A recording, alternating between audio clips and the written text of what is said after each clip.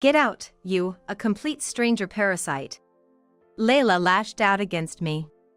Ignoring my surprise, she continued. This house is in my dad's name, and as his real daughter, I have the right to live here. You're just in the way, so could you leave now? Hearing this, I was momentarily stunned. But then I burst into laughter. Do you not know? I deliberately paused there. Layla, curious about what I'd say next, held her breath and stared at me intently. To the moving company staffs, who seemed confused, I instructed them to move all the items into a spare room since there weren't many. When Layla tried to sneak in amidst the mess, I stopped her with my hand. This house is in my name. You and I are strangers. Don't just walk in.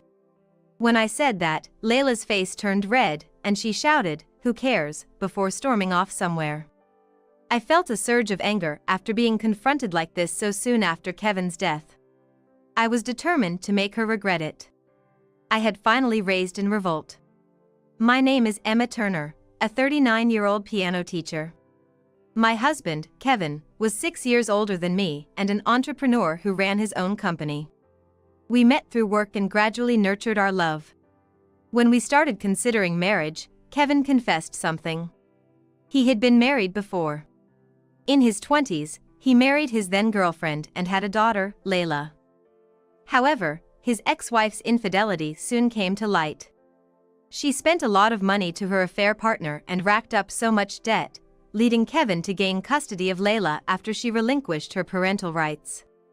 Layla, raised in a single-parent household for a while, didn't seem to lack anything, especially as his business was thriving. But as his wealth grew, so did Layla's selfishness. In middle school, she always demanded high-end cosmetics and wanted to dye her hair too flashy. Kevin said she never listened, no matter how many times he told her she shouldn't. Growing up as she was, Layla showed disgust when Kevin introduced me to her as his new partner when she was in high school. You? I'll never accept you as my mom. I have a beautiful mom and a rich, kind dad. That's all I need. Although Kevin hadn't told Layla about her mother's affair, she seemed to hold her beautiful mother in high regard. That's not necessarily a bad thing, though. Ultimately, Layla never accepted me, so we only got married after she turned 18, graduated high school and started working. I thought she was a grown-up by then, but I never imagined things would turn out this way. Kevin and I never wanted children of our own. To Kevin, Layla was his only child. And he feared what she might do if we had a child together, saying she wouldn't handle having a half-sibling well, as she even didn't accept me as her mother. As for me, being in my late 30s and hearing stories about raising their children from my friends, I doubted my suitability for child-rearing. Especially considering Layla's open hostility, I had no confidence in dealing with a child in a rebellious phase, real or imagined. So we agreed, no children for us, just a peaceful life together as a couple. That's how we got married. 2 years ago, after Layla turned 18 and started working, we got married, and since then, we lived ordinary days as a couple. But those peaceful days ended within those 2 years. Kevin was diagnosed with cancer.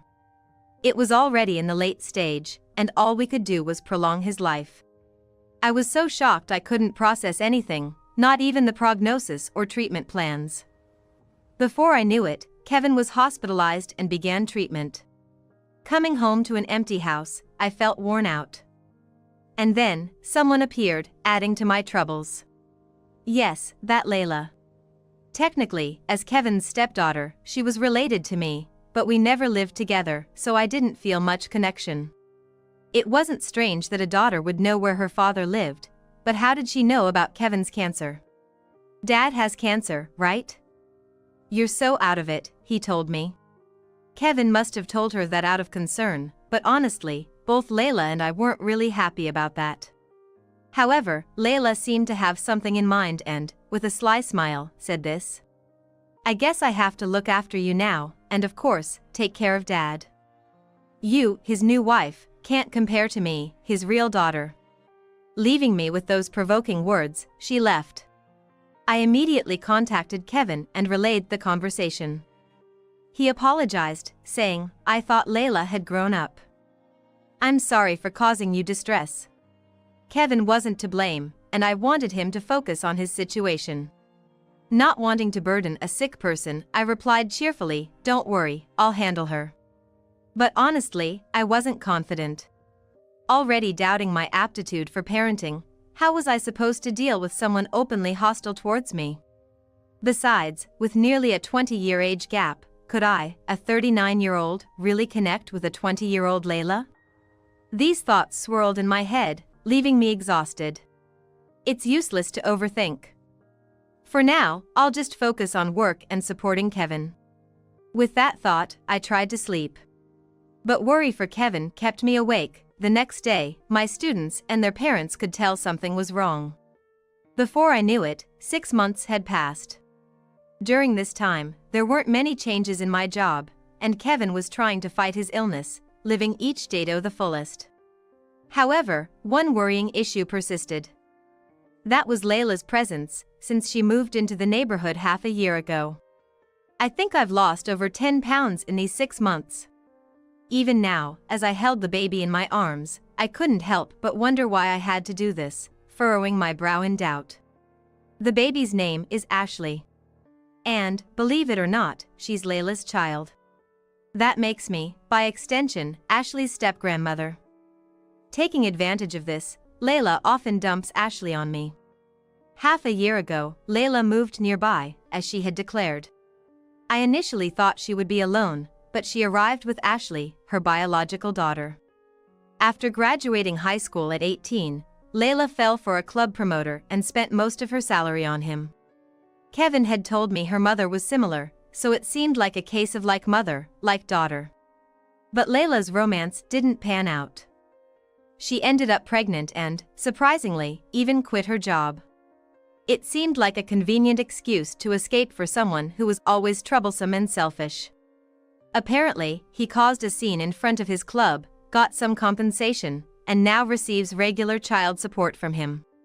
That's why she had Ashley, but a few months later, she learned of Kevin's illness. Incredibly, Layla saw this as an opportunity. I mean, Dad's got loads of money, right? If I play nice now, maybe he'll leave me a big inheritance. I remember being shocked to hear Layla's voice talking like that to someone. A man, as far as I could tell from her phone conversations. But who it was didn't matter. It was clear Layla only saw her father as a cash cow. And she probably saw me, his spouse with a right to half of his estate, as an obstacle. I even caught her asking someone over the phone how a stepmother could renounce an inheritance. I couldn't bring myself to tell Kevin, who was fighting so hard to live. It would be too cruel for him. So, I kept quiet, trying to process it all by myself. Layla took advantage of my silence and started bossing me around more after moving. At first, it was just "I'm going to the bank, watch Ashley for a bit." But then it escalated to "I'm visiting Dad in the hospital" or "Ashley's dad insists he wants me to talk about her to him. He's suddenly interested in his daughter now." And so, I became her regular babysitter. Of course, without any compensation for it. I couldn't bring myself to ask for money, considering Ashley was my step-grandchild, and I was more afraid of something happening to her if I refused. Layla's demands escalated until she recently said like this: "I'm going on a trip with friends. Can you watch Ashley for about 3 days? You can, right? You're always home anyway." I'm home, yes, but only because my piano students come for lessons in the evening. I wanted to argue, but knowing Layla would just retaliate, I simply agreed. Ironically, I find Ashley so adorable. Despite thinking I couldn't handle childcare, the baby charms tickled my maternal instincts. But hearing about the trip gave me a headache. With significant expenses for Kevin's treatment each month, and furthermore, taking care of Ashley for 3 days would add to my costs. I've been covering all expenses for Ashley's diapers and formula. I didn't want to use Kevin's money for this since I decided to take on this myself, and initially, it wasn't too burdensome. But as costs rose, so did my stress. Sometimes, I'd catch myself wondering why I, as her step-grandmother, was doing what Layla, her mother, should be doing. Layla doesn't even recognize me as her mother. Yet she conveniently uses me like this. I can't say it doesn't upset me. Still, I did what I could for innocent Ashley, but I was reaching my limit. I planned to talk to Layla when she returned, to tell her to take responsibility for her daughter. But right after Layla left for her trip, I got a call from the hospital and rushed out. Arriving there, the busy nurses and doctors made it clear that Kevin's time was near. Sensing something, Ashley started crying, but the nurses told me not to worry. Kevin was already unconscious, and it didn't take long for his passing to be announced. His face was peaceful, though. They say a person's hearing lingers for a bit after death, so maybe Kevin departed peacefully, hearing Ashley's cries and my voice. That thought made me burst into tears. Kevin's wake went smoothly, but Layla was nowhere to be seen. I informed her of Kevin's passing right away, but her response was shocking. "Oh, really? But I've extended my trip and can't come back soon. You, as his spouse, can handle the funeral arrangements, and nobody will object. You're his wife on the family register, so take care of the rest. And take care of Ashley too," she said before hanging up. I wanted to scream, but with Ashley there, I somehow held it back. Kevin's relatives asked why Layla wasn't there, but fearing a commotion, I made up a plausible excuse about her trip extension. Even the time of the interment, Layla never showed up, and the only one who saved my nearly broken heart was Ashley. For a whole 2 weeks after Kevin passed away, Layla had vanished without a trace, ignoring all attempts to contact her. But then one day, when the doorbell rang and I answered it, there stood several robust, fresh-faced men, who introduced themselves as movers. Peeking behind them, I saw Layla, grinning slyly. "Parasites which is a stranger need to get out," she snapped at me. Ignoring my shock, Layla continued. "I've given up the apartment I was living in, and starting today, I'll be living here. After all, this house is in Dad's name, and as his biological daughter, I have the right to live here. You're just in the way, so can you leave right now?" Hearing this, I was taken aback for a moment, but then burst into laughter. "Do you not know?" I deliberately paused there. Layla, curious about what I'd say next, held her breath and stared at me intently. Since I, her usually docile stepmother, suddenly started laughing, she must have felt more terror than surprise. I instructed the bewildered movers to temporarily store all the stuff in an empty room since there wasn't much. As Layla tried to sneak in amidst the confusion, I stopped her with my hand. "Do you think it's okay to enter someone's house without permission? This house is in my name. We're not legally related through adoption, and our family registers are different, so technically, we're strangers. Besides, you've never acknowledged me as a mother, right? So, don't start acting like a daughter now, especially after using me as a convenient babysitter and looking down on me all this time." Saying this, Layla looked frightened. Unperturbed, I continued, "So, your trip is over, I guess I can give Ashley back to you. After all, you are her mother, so take care of her properly." Angered, Layla yelled, "Who cares?" and stormed off, leaving Ashley behind. The movers looked on with puzzled expressions. It was outrageous how Layla tried to move in without any notice right after Kevin's death, cursing at me like that. I felt a rising anger within me. I was determined to make her regret it. I had finally decided to revolt. In the end, Layla just dumped her belongings in my room and never showed her face again. I heard she had given up her apartment, but where she was living and how remained a mystery. However, my hands were full with taking care of Ashley. Fortunately, Ashley was familiar with my face since she was a baby and had seen me almost every day, so she was very attached to me. I had a stock of milk and diapers, and several friends who had experience with childcare gave me advice after I explained the situation. I had no choice but to brace myself. Since things had come to this, I would take full responsibility for Ashley until the matter was settled. I've decided to do so. During lessons at home, Ashley would sleep peacefully, seemingly comforted by the sound of the piano. Some parents, aware of my situation, even offered to watch her while I was teaching. News about Layla had somehow leaked out, and Kevin's relatives occasionally came to check on us. When I had to leave for lessons or work, someone would take turns watching Ashley. Although Kevin was gone, the network he left behind and the support of the warm-hearted people around me allowed me to live a peaceful life. Then, 2 months after Layla disappeared, she suddenly reappeared before me.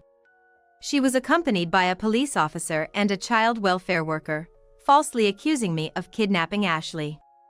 The police officer explained that they couldn't take action until they verified the situation. Layla was yelling, "Arrest her quickly. She stole my child. Just because she doesn't have her own kids, she's so presumptuous," and to the child welfare worker, "Isn't this your job?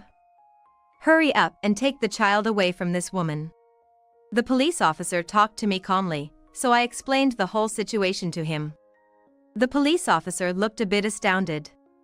It seemed they realized that Layla was acting out of spite and frustration.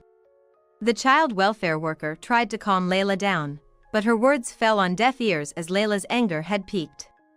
Realizing this was going nowhere, I boldly stated, "You are the one who dumped Ashley on me.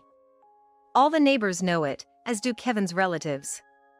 You can't claim ignorance after running away that day, and calling the police might even be considered obstruction of justice, don't you think?"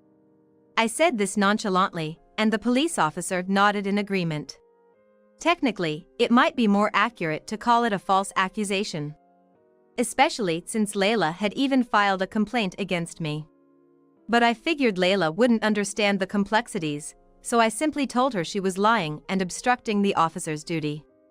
The word obstruction of justice seemed familiar to Layla, and she began to falter, so my approach was highly effective.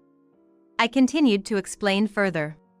A mother who dumps her infant on someone else to go on a trip, and then does something like this, seems more problematic, don't you think, officer?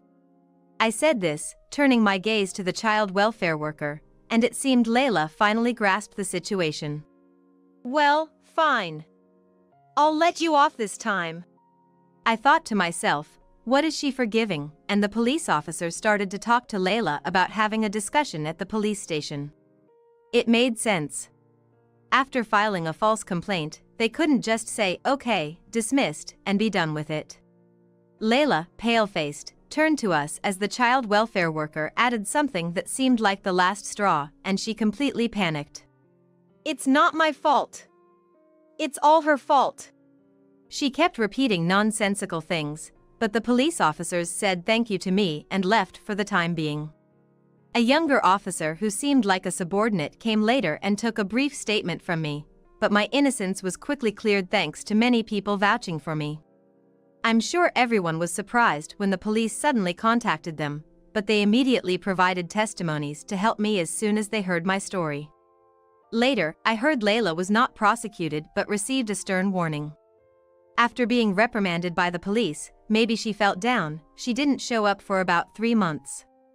It was about time to decide on Kevin's inheritance, but since Layla is his biological daughter, she's an heir. That's why I had to contact her. But with no idea of her whereabouts and all my attempts being ignored, I hired a detective to locate her and then had professionals repeatedly reach out to her. I even had a lawyer send certified mail and made various attempts, but Layla kept ignoring everything. Before I knew it, we reached the first anniversary of Kevin's death. At the almost same time, I received an email from Layla. It said she didn't want to be involved anymore. So, I went to family court and filed for an inheritance petitioning. Layla didn't respond even then, leading to no discussion, and ultimately, the family court decided on the inheritance division. But despite ignoring everything, Layla showed up at my house, upset with the outcome. "I'm his real daughter, and getting nothing is absolutely wrong. What's the meaning of this?" It seemed she didn't want to go through the hassle, but still wanted the inheritance. She probably thought she'd automatically get her share as a daughter. But learning she wouldn't get a penny, she was furious. Her audacity to show up only when it suited her interests was astounding, but I decided to calmly tell her the truth. "Do you know when the inheritance period began?" Confidently, Layla answered. "The day the family court's decision came out, right?" Hearing this, I laughed and said, No, you knew of your father's passing the day it happened, so the inheritance period actually began over a year ago. To make it clear to Layla, who didn't seem to get it, I explained further. She claimed it was unfair not to receive her share, but the family court had calmly judged based on Kevin's will and the situation at the time. Firstly, Kevin's will stated he didn't want to give Layla a single penny and wished for me to inherit everything. Normally, this would infringe on Layla's rightful share, which means she could have received half of the inheritance. However, despite my sending registered letters and the involvement of professionals and the court, Layla remained silent. Moreover, Kevin had written in his will, if Layla will abandon the inheritance discussions, I don't want her to have any share, which led to me inheriting everything. The fact that I was taking care of Ashley, Kevin's granddaughter, also played a role. Upon hearing this, Layla retorted, I took care of Dad when he was in the hospital. You just took Ashley from me and stayed home. I contributed to Dad, this isn't right. But I stood my ground. Still lying after all this? You were out having fun, weren't you? When I took care of Ashley, I checked with the hospital, and as expected, you hadn't been there. I was the one who brought Ashley for clothes changes and stuff. Visitors have to write their names when entering the ward, you know? The evidence is all there. The photographs of the hospital's visitor log with dates and times were useful. This was one of the reasons the court ruled in my favor for the full inheritance. Layla, grinding her teeth in frustration, still tried to fight back. Fine. Then I'll sue for infringing on my share. But over a year had passed since the inheritance period began, so that right was time-barred. When I told her this, Layla, unable to comprehend further, exclaimed, that can't be true. No way, that's cheating. Why can't I, his real daughter, get any of his inheritance? She began to panic and fluster. Eventually, she dejectedly tried to leave, so I asked, what about Ashley? I don't have time for that now. I'm barely managing my own life, how can I take care of a child, she said irresponsibly and fled. I couldn't help but find the situation absurd, and a few days later, Layla made her last stand. I want Ashley back, she's my child. It was a sudden change of heart from her previous refusal. Indeed, Layla is Ashley's biological mother, and to me, Ashley is my step-granddaughter. Layla looked triumphant, but I calmly responded. Since that trip, you haven't once taken Ashley or cared for her. Don't you have anything to say about that? Layla replied, just you wanted to take care of her, right?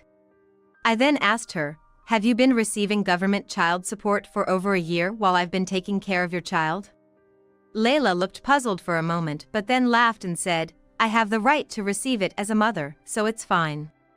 I smiled at that. Layla, surprised by my sudden change of attitude, asked, what's that supposed to mean? I told her. That means you've been fraudulently receiving government child support without actually taking care of your child. If this gets out, you will be subject to punishment and be required to repay it. Considering you've already caused trouble with the police, I doubt this will just slide. Layla's face turned serious. Actually, I had recorded the entire conversation. It was automatically saved to the cloud, so even if Layla destroyed anything, there would be no problem. It could be considered destruction of property, and either way, Layla was bound to end up with the police. Finally realizing everything, Layla's face looked like she almost cried and said, You didn't report this, did you? She probably meant to the authorities. I confirmed that I had indeed reported it. Layla's face turned even paler, her hands trembling at her mouth. It can't be true. It's true. They said they'd investigate, and I told them I'd provide any evidence I had. This conversation will be submitted as data too. Layla collapsed right there. Seemingly out of strength for any further retort, just mumbling complaints unheard. To Layla, I delivered the final blow. I hired a professional to find you and send a certified letter, so I know about the boyfriend who's been supporting you. After you gave up your apartment, you probably told him some story to move in with him without his knowledge, right? Layla looked up at me. Having a partner to help financially can lead to arrest for fraudulent receipt of child support if the person isn't actually raising the child. Layla, not wanting to raise a child alone, had moved closer when her father contacted her and dumped Ashley on me. She then found a boyfriend and gave up her apartment, intending to take over my house and live with him. But the house was already in my name due to a lifetime gift, so that plan failed, and she likely moved in with her boyfriend under false pretenses. Although it was mostly conjecture, Layla's face confirmed it all as true. Then she made one last attempt. "Fine, I get it now, I need Ashley to receive child support, so give her back to me now. Besides, seeing you with Ashley, looking all happy, really annoys me. That's why I came all this way to get her back," she said, giving a childish reason for demanding Ashley's return now. Angered by her view of Ashley as just a tool for money, I responded without losing my composure. "Okay, but that's after a proper discussion with Ashley's father, right?" Ignoring the dumbfounded Layla, I turned towards the living room and called, "Skylar, can you come here for a moment?" Hearing a familiar name, Layla got cold feet and tried to flee, but her legs wouldn't move. Just then, the sound of footsteps approached. A man appeared with a cheerful Ashley carried in his arm. His name is Skylar Olson, Layla's ex-husband and Ashley's biological father. I had heard from Layla that Skylar was a club promoter with no sense of responsibility, which led her to leave him, but I doubted whether such a man would pay alimony and regularly provide child support. If he were that responsible, he probably would have changed the job for her and their baby and got married her. With these thoughts, I had a detective look into Layla's past during the inheritance case. It turned out Skylar was just an ordinary office worker with no past as a club promoter. When I boldly reached out to him using Ashley's name, he responded easily. When he met Ashley, Skylar, with tears in his eyes and said, "I finally got to meet my daughter. I was so happy when you contacted me. Actually, our divorce was due to Layla's infidelity. She used her status as a mother to take Ashley away, and I've just been paying child support quietly." As he said this, Skylar's gaze towards Ashley, holding her tiny hand, was filled with the love of a father.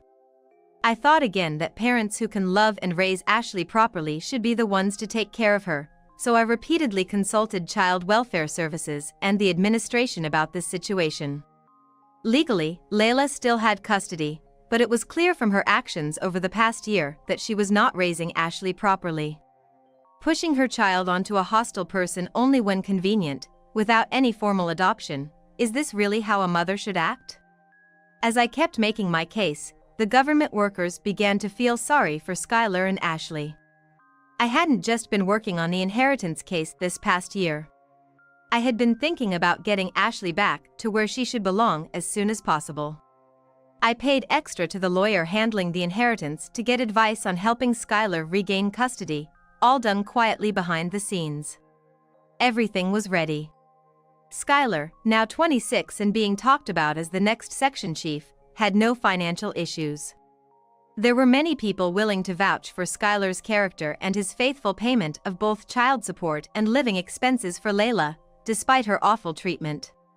It was clear who had the advantage in any custody battle. Layla, who neglected Ashley and saw her as a hindrance to her romantic relationships, left her with a stepmother she disliked. Despite enduring Layla's mistreatment, Skylar showed sincere concern and often visited to check on Ashley after learning about the situation. I knew about Layla's problems, including her fraudulent receipt of government child support and her problematic boyfriends. "Your current boyfriend is the real club promoter, right? The one you talked to on the phone before. But there's another boyfriend, right? The one who has been supporting your life financially. You've contributed too much to the club promoters and are now drowning in debt. The other guy figured out your double life and left, and the promoter boyfriend is about to ditch you because he can't get more money out of you. Compared to you, Skylar is far more respectable and a loving father." My words were the final blow, and Layla cried loudly, rubbing her forehead on the ground in apology. No one forgave her. She had treated her child as a tool for money and used both me, her stepmother, and Skylar, her ex-husband, for her club visits. Finally, her karma caught up with her. After a while, with the help of my lawyer and others, the court ruled that Skylar would have custody of Ashley. Some of my acquaintances, students' parents, and Kevin's relatives asked if it was really okay. They probably thought it was too easy to give her back to him only because he was her biological father, after all my hardships over the year. Indeed, I did struggle with the decision, but I didn't want to keep Ashley away from a father who loved her. Before talking about Layla's current situation, let me explain what happened. First, Layla was arrested for child support fraud. The fact that she wasn't actually raising her child, the existence of her boyfriend, and another man who was supporting her life played a significant role, leading to her arrest for fraud. She received a probation without actual sentence, but soon after, the custody battle erupted, and she screamed in despair. Unable to run away and with various evidence and testimonies against her, the court ruled it was fair to transfer custody to Skylar. Layla lost everything. Ashley, her boyfriend, her another boyfriend who supported her life, and even her savings, her reputation, and everything. She was working as a temporary worker, but due to poor work performance, she was laid off at the worst time. She ended up losing her job and became so destitute that she was practically living on the streets. With no address, she couldn't get a decent job, and her lack of work history and qualifications led to continuous rejections even for live-in jobs. This was a clear case of reaping what she sowed. As for me, I was living modestly without using Kevin's inheritance. I believe Kevin wanted to share his inheritance with Ashley, his granddaughter. But he feared involving her in any trouble by writing about her in his will, so he didn't. So, I made sure to give Skylar gifts from Kevin's inheritance for Ashley's special occasions. Recently, Skylar, who moved nearby, confessed his feelings to me. "I've grown to love you while visiting Ashley. I didn't say anything because of the difficult times. Ashley sees you as her mother. I know it's disrespectful to you as a widow and to Kevin as my former father-in-law, but please, will you become my family?" Hearing that, I couldn't help but grow feelings for him. Actually, there was more to Kevin's will. It wasn't related to the inheritance, but he concluded with this: "If you find someone you love after my death, please be happy with that person. Your happiness is my happiness." Kevin, usually a man of few words, must have put his feelings into those words as best as he could. I'm thinking about what's best for Kevin, Skylar, and Ashley. I would never have thought at the time that a few years later I would also be present at Ashley's first day at elementary school. You're such a useless woman. There's no value in you who can only give birth to girls. Do you get that? Huh? I accidentally dropped my fork in shock at my husband's sudden outburst during the meal. Indeed, we have 3 children, and all of them are girls. But I never thought I'd be told that I have no value because of that. You should be ashamed that you can't even have a son. What are you suddenly talking about? My husband's verbal abuse towards me only intensified. For him, the only important thing was having a son. It's come to this, you'll have to leave. Be grateful that I've even taken care of you until now. I don't recall you taking care of me, I retorted to his one-sided accusations. What are you talking about? You're able to live like this because of me. Don't be mistaken. I wonder who's really mistaken here. Becoming a housewife was because of his strong desire. He interprets everything to suit himself. He's that kind of man. If you think I'm so worthless, what do you want to do about it?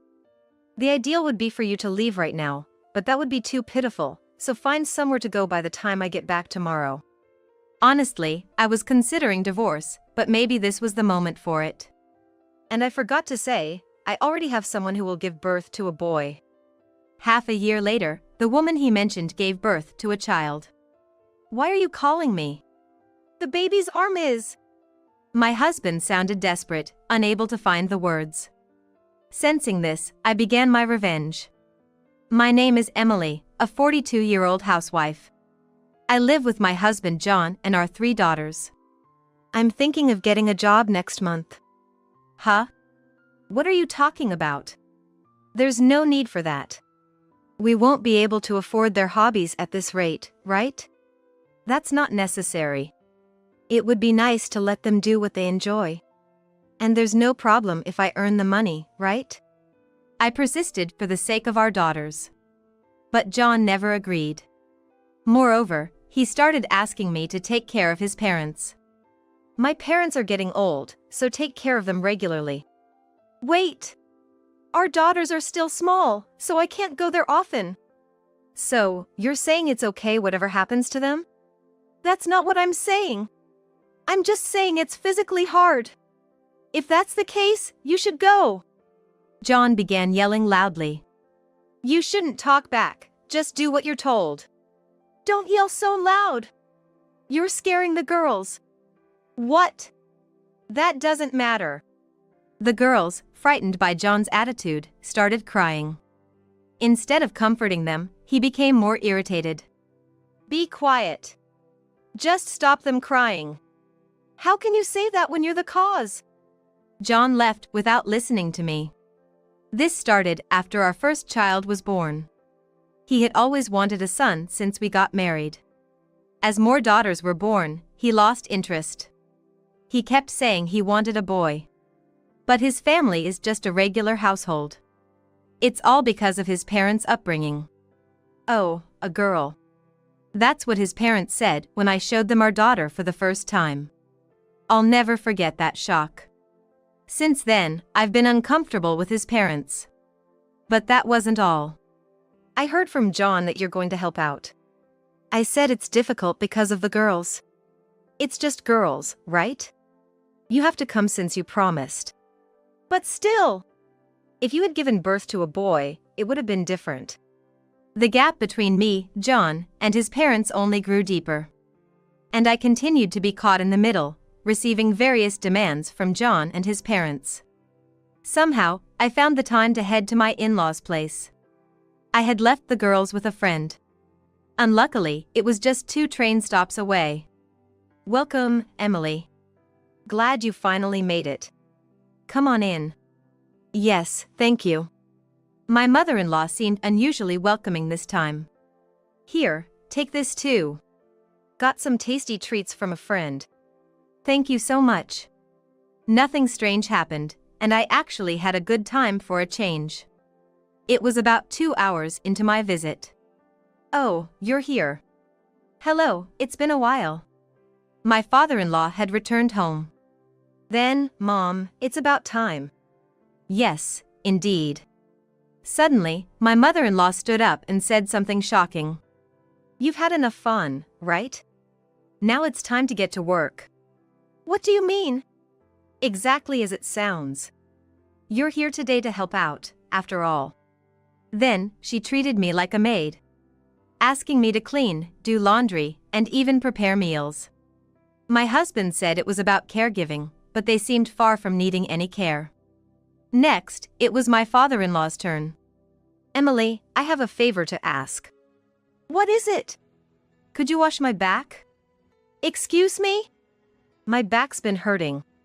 Please. It was clear harassment. Wanting to get home quickly, I decided to comply. But his request wasn't as simple as it seemed. Why are you still wearing clothes? I thought this would be enough just to wash your back. No way. Take off your clothes first. I can't do that. After some arguing, my mother-in-law showed up. What's going on? He's telling me to take off my clothes. Did you say that? Then, my father-in-law changed his tune and blamed me. Do you think I'd say that? She's the one who tried to seduce me. What? I never thought you were such a horrible woman. Trying to seduce your father-in-law because your husband doesn't want you. I didn't do anything. But no one believed me, and I was blamed unfairly. So, I was sent home. I picked up the kids, and when I got back, John was waiting, furious. Seems like you did something unbelievable, huh? I immediately realized what he was talking about. It's a misunderstanding. Really, why did I marry such a woman? I'm telling you, it's not true.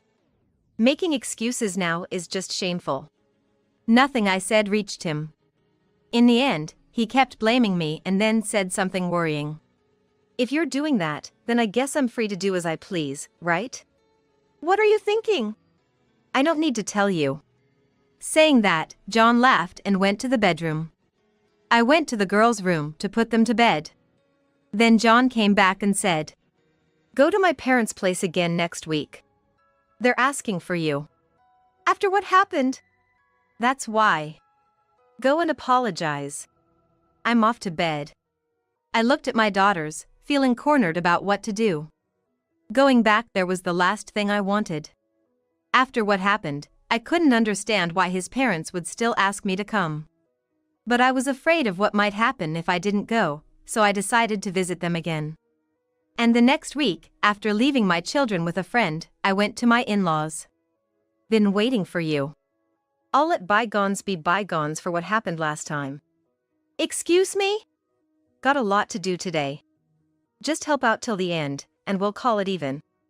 I thought, if that's all it takes to end this, it's a small price to pay. But that was part of my mother-in-law's plan. Sure. Come this way. I followed her, and she led me to a room that was used entirely for storage.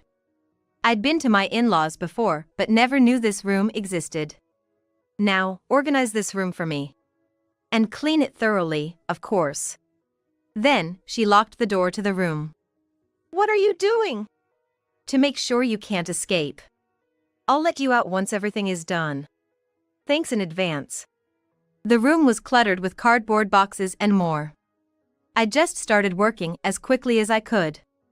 Glancing at my smartphone in my pocket, I realized an hour had already passed.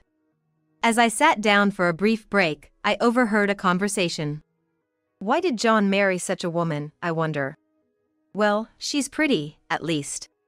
Would have been great if she'd given birth to a boy. Dad, that's all you ever say. Seriously. Well, we have to make her work as much as we can, after all. I clenched my fists in anger. I knew they didn't think highly of me, but hearing such vile thoughts made me furious. I worked desperately to get out of that room as soon as possible. Finally, after 3 hours of cleaning, I finished organizing the room. I knocked on the door to be let out. I've finished cleaning. Can you let me out, please? Are you really done? Yes, I did everything you asked. Then I heard the lock starting to open. I noticed the door had crude locks. Several padlocks dangling from it. Seeing this sent shivers down my spine. The room looks much cleaner. Thanks for that. I think it's about time for me to leave. As I was getting ready to leave, my mother-in-law grabbed my arm. Who said you could leave? Isn't it done? What are you talking about? The day's just starting. The worst was yet to come. Is there more? You've only cleaned one room. Next, please clean the bedroom. Are you going somewhere? Yes. John invited me out for dinner today. I don't have anything to. Well then, I'll leave it to you. My in-laws left, leaving me behind. I had no idea when I could go home. Worried about my daughters, I called my friend. Sorry, it's taking longer than expected. Can you watch them a bit longer? That's fine, but... My friend's response seemed hesitant. Is something wrong? I wasn't sure whether to tell you. After you left, we went to the park and I saw John with a young woman. Are you sure? They seemed very happy together, so I'm pretty sure. Got it. Thanks for telling me. Unable to stay put, I rushed out of my in-laws' house. I headed straight to my friend's place. I didn't care about my in-laws anymore. Oh, you're back already? Yeah. I'm done being exploited in that house. And after hearing that story. Sorry about that. No, I'm glad you told me. It helps with my plans. Plans? Yeah. I've been thinking about divorcing him. After chatting with my friend for a while, I headed home. A few hours later, John came back. Why are you here? One of the girls got a fever, so I rushed back to take care of her. Seriously, take better care of things, will you? John was still speaking to me in a condescending tone. In the past, this would have left me feeling exhausted and self-loathing, but this time was different. I remembered what my friend had told me and thought to myself, just you wait. Then, John's return home started to become increasingly late. Suspicious, I asked him about it when he got home. You've been coming home late recently. Is work busy? Oh, yeah, kind of. A junior messed up at work, and I've been cleaning up after him. I see. I also decided to ask about what my friend had seen. By the way, my friend said she saw you in the park the other day. The park? I don't go to that big park. Why would I go there for no reason? Yeah, you're right. Must have been a mistake. Sorry for asking such a silly question. Of course it was. Don't ask pointless questions. I'm not idle, you know. But John had slipped up. From our conversation, I was now convinced he had been at the park. I decided to gather irrefutable evidence, knowing I couldn't escape this situation. I had my limitations, so I decided to hire an investigator. It was then. While shopping and taking a route through a busy street I normally don't use, I saw a familiar face. I was stunned for a moment before I followed them. And they disappeared into a hotel. The man looked too much like John. And the woman with him was probably in her 20s. Far too flamboyant for John. A week later, I received the investigator's report. Here you are. Thank you. What did you find? Tailgating was super easy. They weren't even trying to hide. I see. Looking at the photos the investigator had taken, I saw the same woman I had seen before. There was no doubt. It was indeed John. I waited for the right moment to talk about it. I didn't confront him immediately, maybe hoping somewhere inside that he would change his ways. Despite being the worst kind of man for cheating, he was still the only father to our 3 daughters. It was during these thoughts that he blurted out during dinner. You're truly useless. There's no value in a woman who only gives birth to girls. You get that? Huh? I dropped my fork in shock at his sudden outburst. We indeed have 3 daughters. But that's no reason to be spoken to like that. You should be embarrassed for not being able to have a son. What are you suddenly talking about? His verbal abuse towards me only intensified. The only important thing for him was having a son. It's come to this, you'll have to leave. Be grateful I've taken care of you until now. I don't remember you taking care of me. I retorted to his one-sided accusations. What are you talking about? You're able to live like this because of me. Don't be mistaken. I wonder who's really mistaken here. Becoming a housewife was his strong request. He interprets everything to suit himself. He's that kind of man. If you think I'm so worthless, what do you want to do about it? The ideal would be for you to leave right now, but that would be too pitiful, so find somewhere to go by the time I get back tomorrow. Honestly, I had been considering divorce, but maybe this was the moment for it.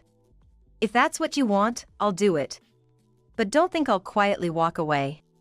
Huh? I pulled out the evidence of his affair I had hidden in the drawer. I'll be leaving, but I'll be sure to take a fair alimony and child support. When did you? That's none of your business. I quickly packed up my things and those of our daughters. I'll pay whatever it takes. Just disappear from my sight. Fine. I was going to do that anyway. Leaving the house, I headed straight to my parents' home. They were the only ones I could rely on now.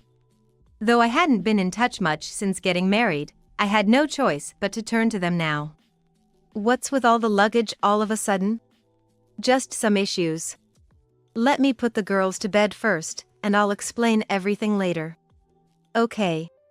After putting my daughters to bed, my family gathered in the living room. I explained the whole situation to my parents and they understood. Are you okay? I've thought a lot about it, and I think I'll be fine. Well, stay here as long as you need to settle down. Thank you. Later, I went to a lawyer to discuss the divorce proceedings and to claim alimony and child support. During this time, my in-laws called, but they didn't want to get involved in this matter. Before I knew it, nearly a few months had passed in a whirlwind of paperwork. I successfully received alimony and child support from John. I guess this will help me settle down a bit. However, John didn't have that much money, so ultimately, my in-laws had to reluctantly step in. They didn't want to get involved, but it seemed they agreed to cover for him. The lawyer who visited my in-laws told me about it. They seemed bitter, but considering what they had done to me, it was only natural. Does this mean everything is resolved? Yes. I might cause some trouble for you and Dad, though. Don't worry about it. We're happy to be with our granddaughters. Our life wasn't luxurious, but with my parents' support, we managed to live peacefully. When I and my daughters were slowly getting used to life without John. One Sunday afternoon, he suddenly called me. At first, I didn't want to answer. But he kept calling. Thinking it was just a nuisance, I finally answered. You finally picked up the phone. Answer it faster. What do you want all of a sudden? Actually, the baby was born. Hearing this didn't make me feel anything. You called just to tell me that? I'm not free, so I'm hanging up. Wait. That's not it. What? He sounded more frantic than before. The baby's arm is. What do you mean? I thought it was a boy. John seemed desperate, struggling to find the words. From his tone, it seemed the baby was a girl. He had always been so obsessed with having a boy, how disappointing for him. I almost laughed. Then, he started talking. She lied to me. She always said it was a boy, but it turned out to be a girl. It seems his mistress had lied to him, knowing he wanted a boy. What a foolish thing to do. It would all come out once the baby was born, after all. John couldn't accept that she had given birth to a girl and tried to break up with her. But now, the mistress was causing trouble, and he couldn't sort out the situation. So, you're having a hard time? Yeah. I thought you'd understand. Being praised by you doesn't make me happy, though. Don't say that. Can I hang up now? Wait. What about getting back together? Huh? I was irritated by his absurd suggestion. Why should I do that? You chose her over me. Plus, you said a woman who can't bear sons is worthless, right? I did say that, but I realized my mistake. How convenient for him. Just because things didn't go his way, he thought he could do anything. I chuckled sarcastically. Who would get back with someone like you? I haven't forgiven you for what you did, I said angrily to my ex-husband. But he persisted. Tired of the hassle, I decided to change the subject. By the way, her name was Anna, right? Why do you bring her up? Forgot? I've investigated everything about you too. So what about it? Do you know her real identity? What? I must have learned about her true nature when I hired the detective. A fact I hadn't shared with my ex-husband. Did you know she was already married? What are you talking about? She's apparently separated now, but still not divorced. She never said a word about that to me. Maybe she couldn't tell you? I don't know. My ex-husband's voice sounded strained. Why didn't you tell me sooner? Because it's none of my business. You're kidding me. Say whatever you want. I also know where her husband is. What are you planning to do? Who knows? Just wait and see. With that, I hung up the phone. Soon after, I used the information I got from the detective to contact Anna's husband. I explained the situation and suggested he could sue for the affair. It turned out he was looking for a reason to divorce her and was thankful to me. 2 weeks passed. I'm thinking about moving out soon. Really? You can stay longer if you want. Thanks, but I can't keep relying on you forever. Then the doorbell rang. Who could that be? My mother went to check the door. But she didn't return for a while. Instead, I heard voices arguing. "What's going on, Mom?" I went to the door, only to be chilled by the sight of the people there. "So, you were here after all. What are you doing here?" "I've come to take back the girls." "What?" "Because of you, I've been through hell. Anna's husband suddenly showed up and sued me. He even demanded alimony." It seemed my plan had worked. He was probably headed for bankruptcy. "Our family has suffered a lot." "That's none of my concern." "What happened to Anna?" "That woman disappeared. We don't know where she is." Anna had been caught cheating by her husband and left my ex-husband. All he was left with was child support payments. "Mom, enough already. We came for the girls." "That's right. Let's go, then." They started to barge into the house. "What are you doing?" "Just move out of the way." With that, my ex-husband pushed me aside. I fell without being able to catch myself. "Raising 3 kids is too much for you. Let us take care of them." "I won't let you take my daughters. This is essentially kidnapping." "Shut up. Just be quiet." I asked my mother to call the police and resisted desperately. I couldn't let such unreasonable people take my daughters away. Soon, the sound of police sirens filled the area. "You can't escape now." "You!" Just as my ex-husband raised his hand. He was firmly restrained by 2 police officers. "What the hell are you guys doing? Stop it." Despite his protests, my ex-husband and in-laws were taken away in a police car. Right before being taken away, they glared at us. Seeing them, I couldn't help but smile. I thought now real peace would finally come. "I'm sorry, Mom. I never expected things to turn out like this. But we managed to get through it." They were a truly terrible family. The 3 were given a restraining order by the police. But the situation wasn't simple enough to just feel relieved. As I had told my mom before, I decided to move. With those 3. You never know when they might try to take the girls. "Are you sure about this?" "Yes, it's unpredictable staying here any longer. And I can't put you and Dad in danger. Come visit us anytime." "Yes, I'll do that." The only thing that worried me was the constant change in environment for my daughters. But they seemed excited about living in a new place. So, we moved. I thought this would finally bring us peace, but then... "Hey! You moved, didn't you?" "So what? I don't want barbarians like you showing up. I'll find you and make you regret it. If you do that, you might end up behind bars next time. Still want to try? I'll make you regret it." "I doubt it." I said this and set my phone to reject his calls. After that, my ex-husband never came looking for us. I heard through the grapevine that they had become the talk of the neighborhood and that my in-laws had moved away. They were also struggling with payments, working hard just to make ends meet. They would likely live the rest of their lives being pointed at and talked about. "By the way, I said something strange before." "Oh, that's okay. It's all resolved now." "Is it?" "Yes, so don't worry. I'll bring the girls over to visit sometime." I plan to visit the friend who started it all to thank her. From now on, my daughters and I will walk towards a brighter future together.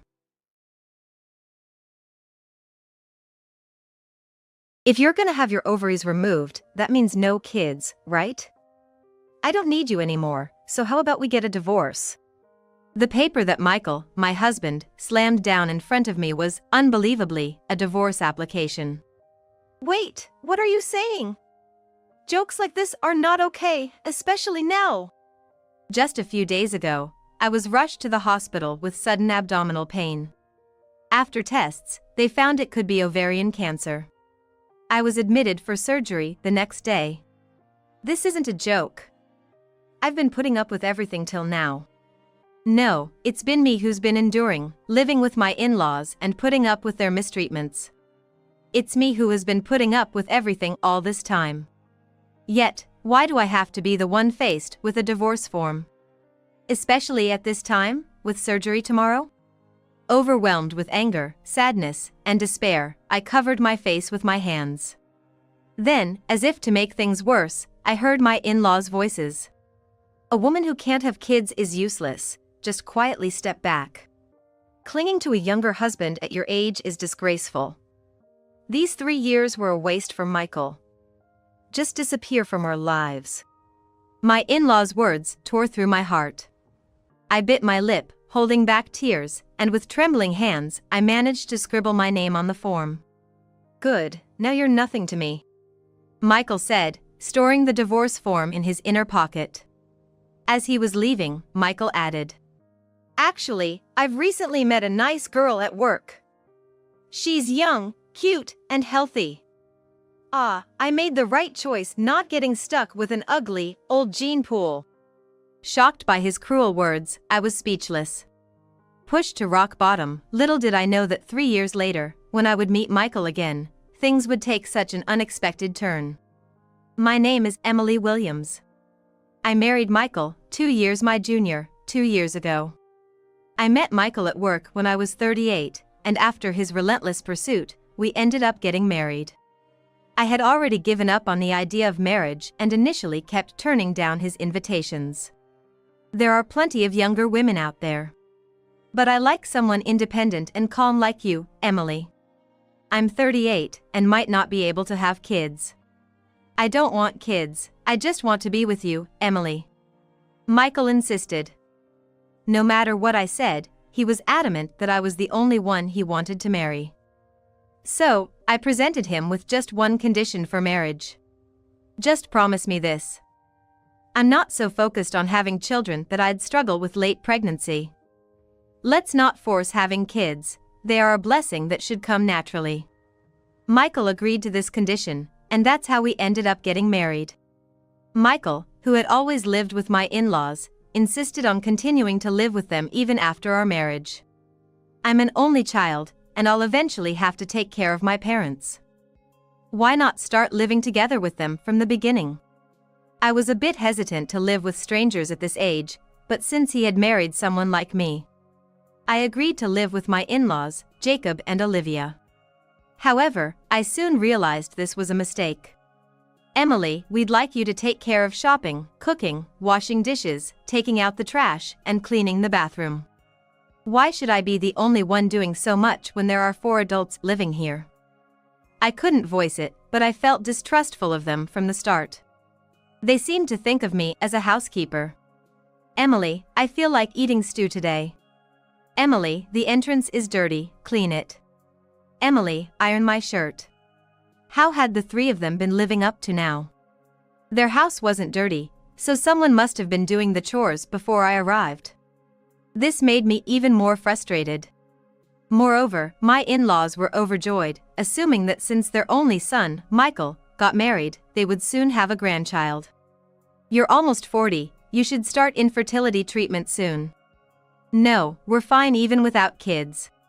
What are you talking about? There's no point in marriage if you're not gonna have kids. My in-laws argued as if choosing not to have children was inconceivable. Well, we're not young anymore, so we decided not to be too anxious about having kids. Michael initially tried to convince my in-laws, remembering the condition of our marriage. But my in-laws were persistent. No matter how much Michael tried to persuade them, a few days later, they'd start grandchildren yet? One day, Michael came into the room, his face red with anger. Mom said I should get checked at the hospital because it might be my fault you're not pregnant. His pride as a man was hurt, and he started taking it out on me. But hey, it's not my fault. It's just Michael being upset on his own. Of course, I didn't say it out loud, but my frustration kept growing day by day. I'll prove it's your fault we can't have kids. We're going to the hospital, he eventually declared. However, I had no intention of undergoing fertility treatments, so I ignored what Michael said and made up an excuse about being busy at work to escape his family's house. I'm home. Mom, listen to this. I was relieved that my parents' home was near my workplace. Before going home, I would stop by my parents' house to get things off my chest. There, my loving parents, Tom and Scarlett Smith, who had already retired and were enjoying their golden years, would be waiting for me. I wondered how my parents felt about their daughter, who had finally married in her 40s, suddenly exploding with complaints about her marriage. At first, I felt guilty towards my parents, but they listened to my complaints like it was just casual conversation over drinks. Emily, what happened today? Our neighbor gave us some good sake, let's drink together. Maybe it's because they took it so lightly that I could vent to them. Why does everyone think marriage equals kids? And even though pregnancy and childbirth are all hard on the woman, the husband's parents have so much to say. People are just set in their ways, especially as they get older. I'm known for my gentle demeanor. Your dad has mellowed with age. Maybe Michael may be like your dad? Over time, this situation will probably turn into a laughing matter. My parents always tried to encourage me. Having them always on my side gave me the strength to keep going in my marriage. Then, one day on my way home from work, I suddenly felt a sharp pain in my lower abdomen. What is this pain? I started sweating from the pain and couldn't stand anymore, so I sat down on the sidewalk. I tried to reach for my phone to get help, but my hands were shaking too much to find it. Fortunately, a passerby noticed and called an ambulance for me. At the hospital, after various tests, I was told there was a possibility of ovarian cancer. Can you contact your family right away? The nurse asked. I called Michael. It was past 7 p.m., usually the time he'd be home, but he didn't answer the phone no matter how many times I called. I had no choice but to call my mother. I'm coming right now. You'll be okay, Emily. My mother assured me and soon arrived at the hospital with my father. As soon as I saw my parents' faces, tears overflowed from my eyes. Even past 40, I wasn't strong enough to face cancer alone. My mother gently stroked my back. Together with my parents, I listened as the doctor explained my medical condition. There's a high likelihood of cancer in the right ovary. We recommend removing both ovaries and the uterus. Does that mean I won't be able to get pregnant? Yes. Were you hoping to become pregnant, Ms. Williams? Well, I hesitated. Honestly, at 41, I wasn't that desperate to have children. But faced with the pressure from Michael and my in-laws to have kids, I momentarily resisted the idea of becoming infertile by choice. If I wanted to get pregnant, are there other treatment options? I asked timidly. You need to think about what's best for your body first. My parents looked at me with worried faces. The doctor, looking intently at me, spoke quietly. There are methods, but we need further tests to see if they're applicable to you, Ms. Williams. My parents were probably surprised that I was concerned about pregnancy. I was surprised at myself too. I couldn't articulate my feelings well, but the thought of having both my ovaries and uterus removed, having never had children, left me feeling indescribably empty. A thought crossed my mind that maybe if I didn't give up and tried hard, Michael and my in-laws might change their views about me. Such thoughts also crossed my mind. I'm not ready to completely give up on pregnancy. Can we try keeping one ovary? The doctor looked into my eyes and nodded. I understand your feelings, Ms. Williams. However, depending on the progression, there might still be a need to remove everything. After discussing with the doctor, the decision was made to remove my right ovary, the site of the disease, in 5 days. If the disease was confined to the right ovary, we would observe with chemotherapy. If there's any spread, you'll need to give up on pregnancy. The doctor emphasized, and I nodded firmly. Thankfully, my parents didn't comment on my decision and quietly supported me. My mother visited me every day in the hospital, caring for my downtrodden spirits. Did you get in touch with Michael? No, he didn't answer the phone, and there's been no reply to my email about being hospitalized. I just don't understand Michael. My parents were silent, not expecting the relationship between their daughter and her husband to have deteriorated so much. He must be busy. Your dad and I have plenty of time, so don't worry about laundry or anything. Oh, I'll buy your favorite pears later. My mother made an effort to act cheerfully, trying to keep my spirits from sinking. The warmth of my parents was deeply comforting. I resolved to do my best in the surgery for them. That's when Michael and my in-laws entered my hospital room noisily. The day before the surgery. I glared at the three of them. "Why did you ignore my calls and emails?" Michael, with a smirk, replied, "Seems like you had a tough time." "Good job." Expecting an apology for not contacting me, I was speechless and at a loss for words. I am about to undergo surgery, and yet they speak as if it's none of their business? Boiling with anger, I glared even harder at the three of them. Seeing me like that, they whispered something to each other and then looked at me with a smirk. "Get out! I don't want to see your faces." Unable to hold back, I yelled at them, forgetting I was in a hospital. Then Michael walked up to me and thrust a piece of paper at me. "If you're getting your ovaries removed, you can't have kids, right? I don't need you anymore, so can we get a divorce?" The paper Michael presented was, shockingly, a divorce papers. "Wait, what are you saying? Jokes like this are not okay, especially now." "This isn't a joke. I've been putting up with this until now. No, it's been me who's been enduring all this time. Yet, why do I have to be the one presented with the divorce papers? And all this happening right before my surgery tomorrow." Mixed feelings of anger, sadness, and despair swirled inside me, and I covered my face. Then, to make matters worse, I heard the voices of my in-laws. "A woman who can't bear children is useless, just quietly step aside. Clinging to a younger husband at your age is disgraceful. These 3 years were a waste for Michael.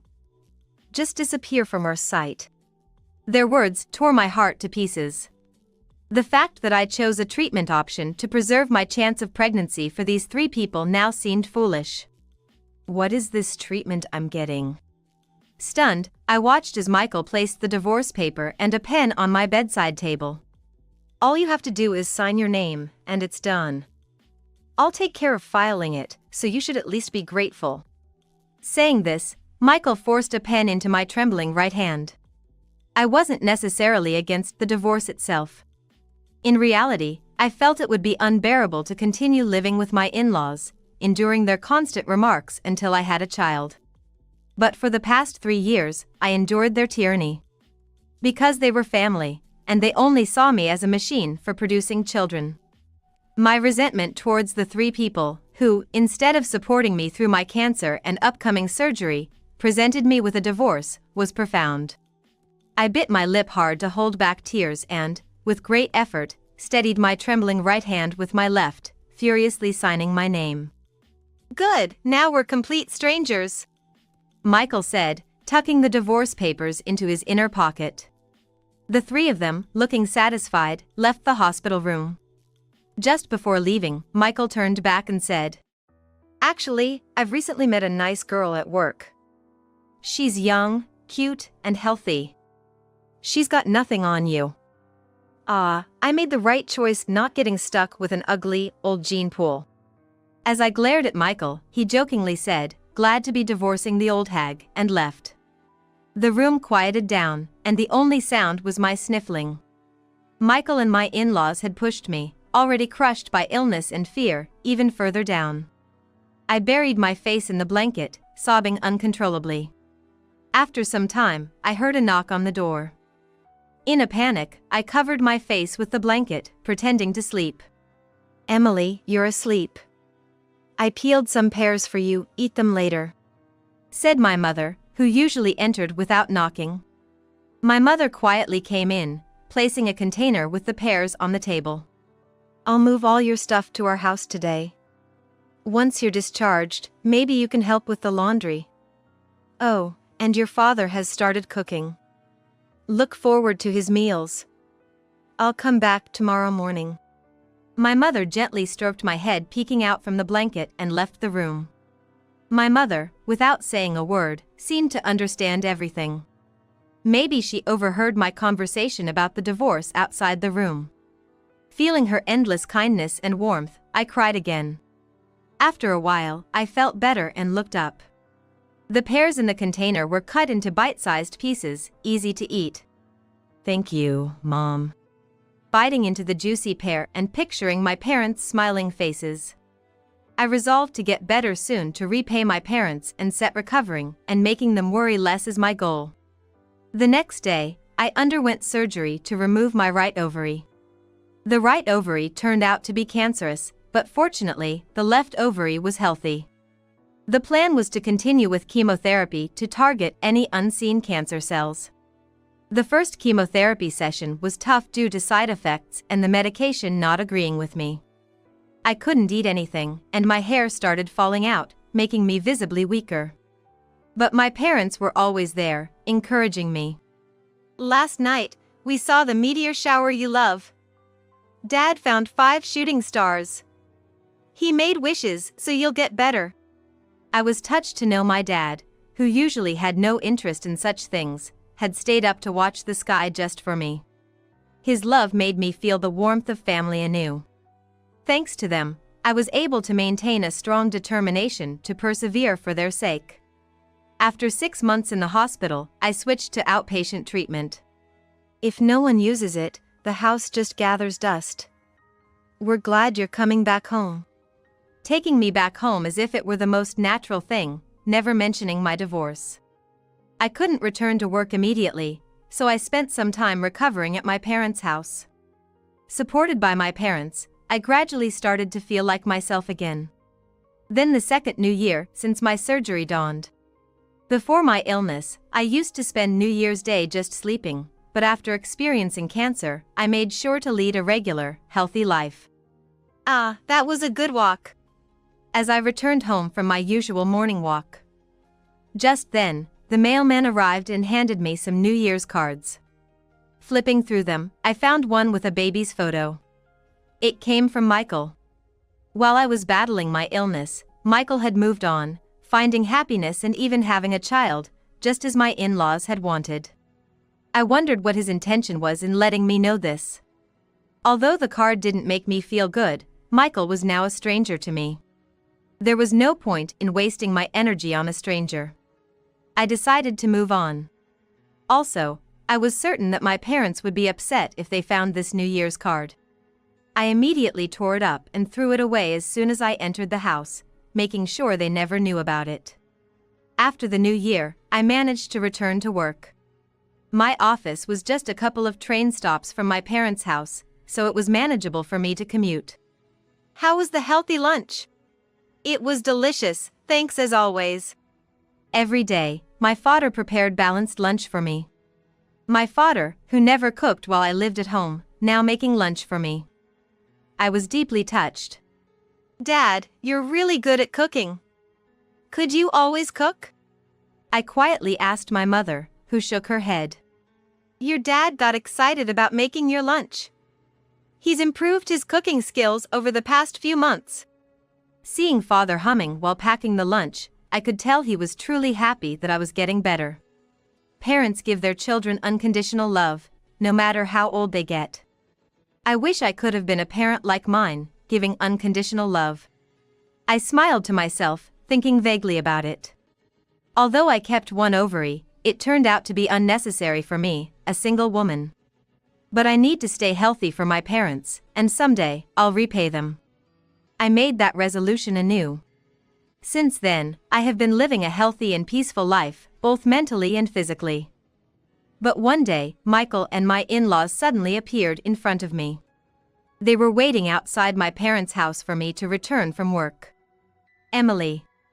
Michael muttered my name, and all 3 of them knelt down, not caring about the people around. I was wrong. I want to start over. What is he saying now, especially since he already has a child? I was furious at Michael's irresponsibility and my in-laws who followed him around like a shadow, all kneeling together. As I glared in silence, Michael began to explain. I was deceived. According to him, he quickly married the young woman from work. Because she was already pregnant. I was angry to learn he had cheated while we were still married. Then, as the New Year's card showed, a son was born, and he thought he was living a perfect life, but it turned out his current wife had another man. Michael found out when he hired a detective because he felt suspicious about his wife always going outside to take calls and never leaving her phone unattended.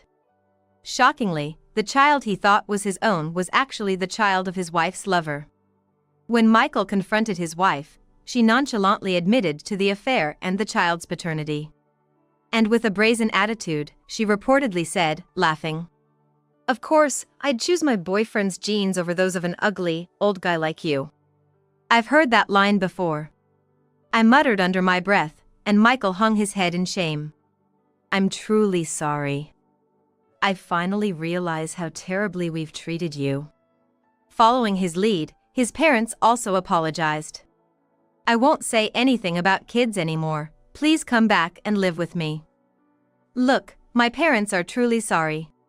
How audacious of them. After everything they had put me through, I couldn't comprehend their nerve showing up like this, and I couldn't bring myself to even speak to them. Just then, my parents and a man appeared from the house, having heard the commotion at the front door. "Guests? What are you doing here?" My mother exclaimed in shock upon seeing Michael and my in-laws kneeling before me. The man behind my parents was surprised at first, but then quickly understood the situation and rushed to my side. Please stay away from my wife. He shielded me from Michael and my in-laws. Michael and my in-laws were dumbfounded. Your wife? What do you mean, Emily? This is a joke, right? Why would he think it's a joke?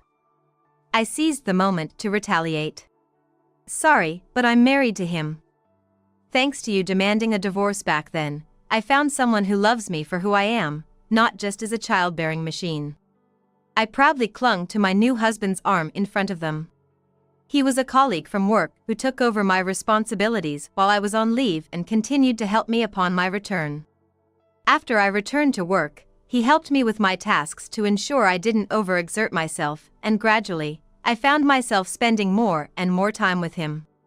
Being with you, Emily, makes me appreciate the little joys of life. Will you marry me? He had proposed, accepting me entirely, and we were married 6 months ago. Wait, is that a maternity badge on your bag? My mother-in-law shrieked, noticing the maternity badge on my bag. Michael's face contorted in anger when he saw the badge. You said you had your ovary removed. Did you lie to me? Lying is despicable. Enjoy playing the tragic heroine? Michael and my in-laws were still harassing me just like before. Wasn't it you who forced a one-sided divorce without listening to my side? You were the ones who desperately wanted children, and I chose to keep one ovary to maintain even the slightest possibility of pregnancy, but you never listened, did you? Remembering the situation made my blood boil. Sensing my anger, my new husband gently stroked my back to calm me. My wife endured tough chemotherapy and is still fighting hard with her remaining ovary. I ask you not to approach my dear wife again. If you break this promise, we will take legal action. He said firmly, making Michael and his parents back away.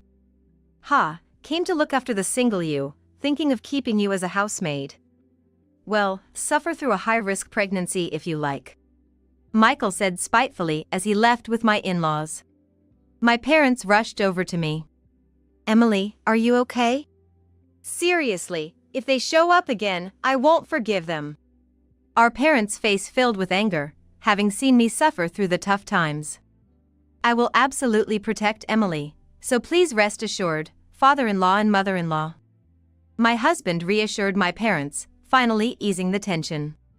Later, my mother shared some gossip she had heard. Michael had his new wife live with his parents just like me.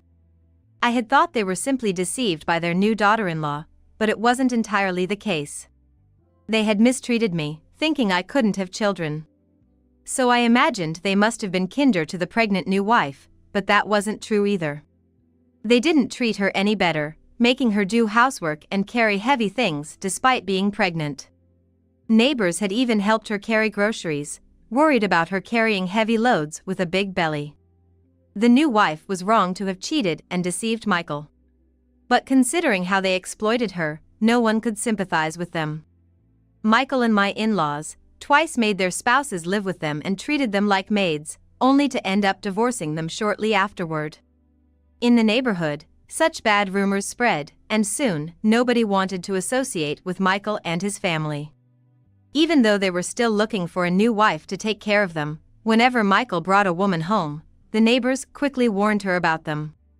Thanks to that, they didn't manage to prey on any more women, and the three of them now live a meager life, viewed oddly by the neighborhood.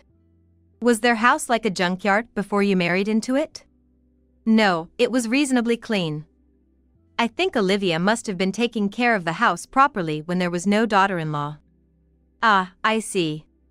My mother nodded, understanding the situation.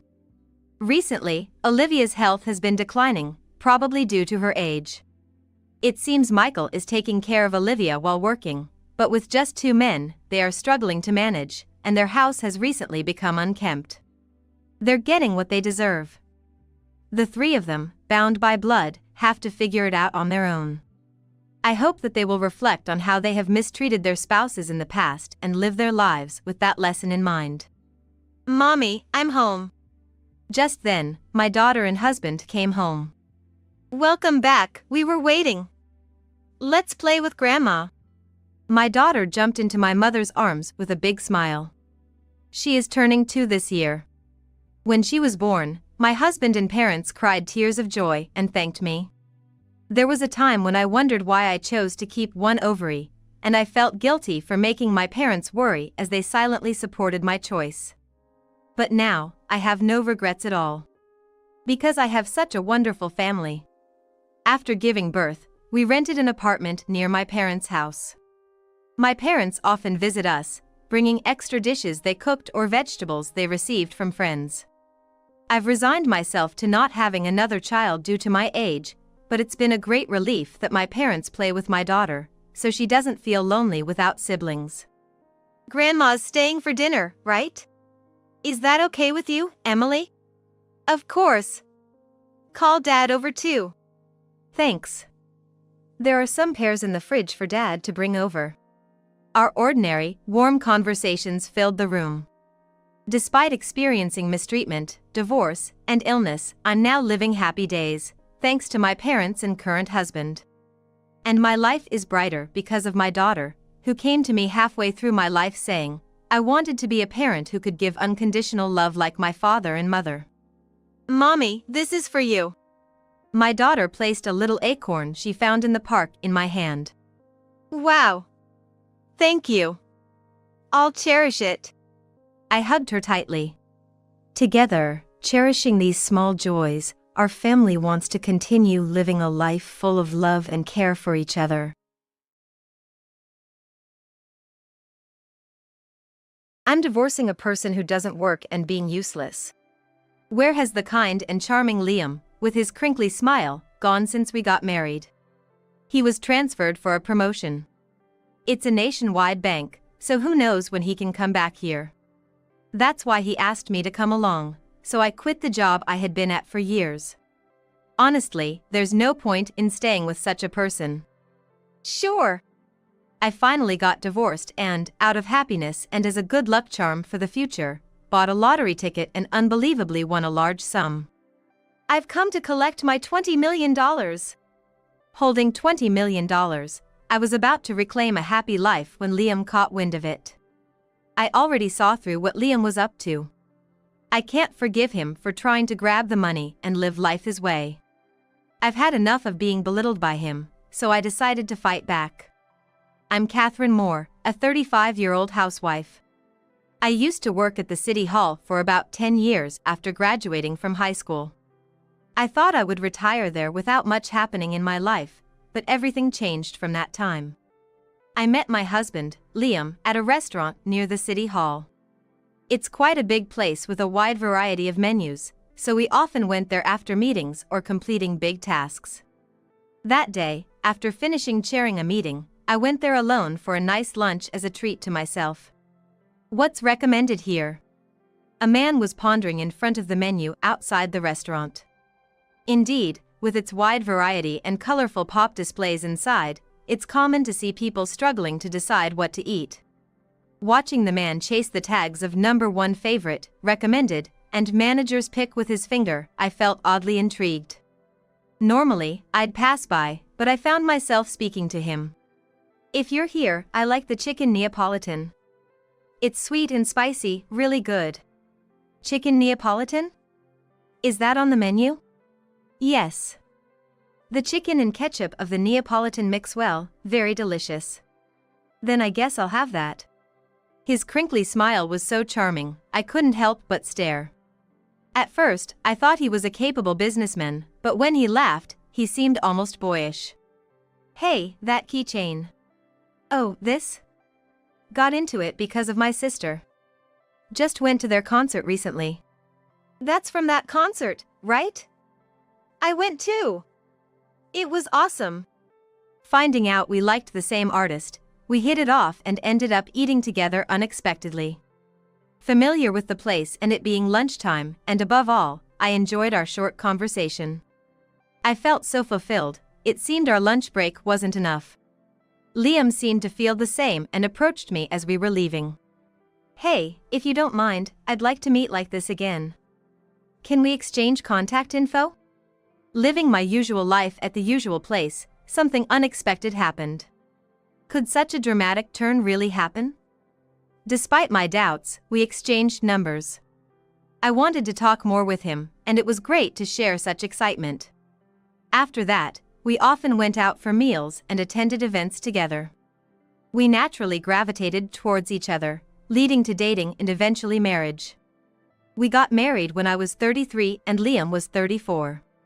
I cherished the happiness of spending my life with Liam, but things don't always go smoothly. Catherine, I need to talk to you about something. Liam came home with a troubled look. What's wrong? Come on, let's eat. I've been assigned a transfer. I had to tell you as soon as possible. I was caught off guard. Transfer? What do you mean? They told me to go see the world outside as part of the promotion, kinda without giving me a choice. Although I was surprised, I somewhat understood it was inevitable. After all, Liam is a banker, and his bank has many branches around here, so transfers are part of the job. I was somewhat prepared for the possibility of a transfer, but what bothered me was the way Liam said it and his expression. Would anyone look so down just because of a normal transfer? Hold on. What do you mean by the world outside? Is there something hard for you to say? Actually, the transfer is to New York. They told me to get trained at the branch there. What? That's so sudden. I knew you, as a banker, might get transferred, but to New York of all places? We were living in a small town, so New York was quite far away.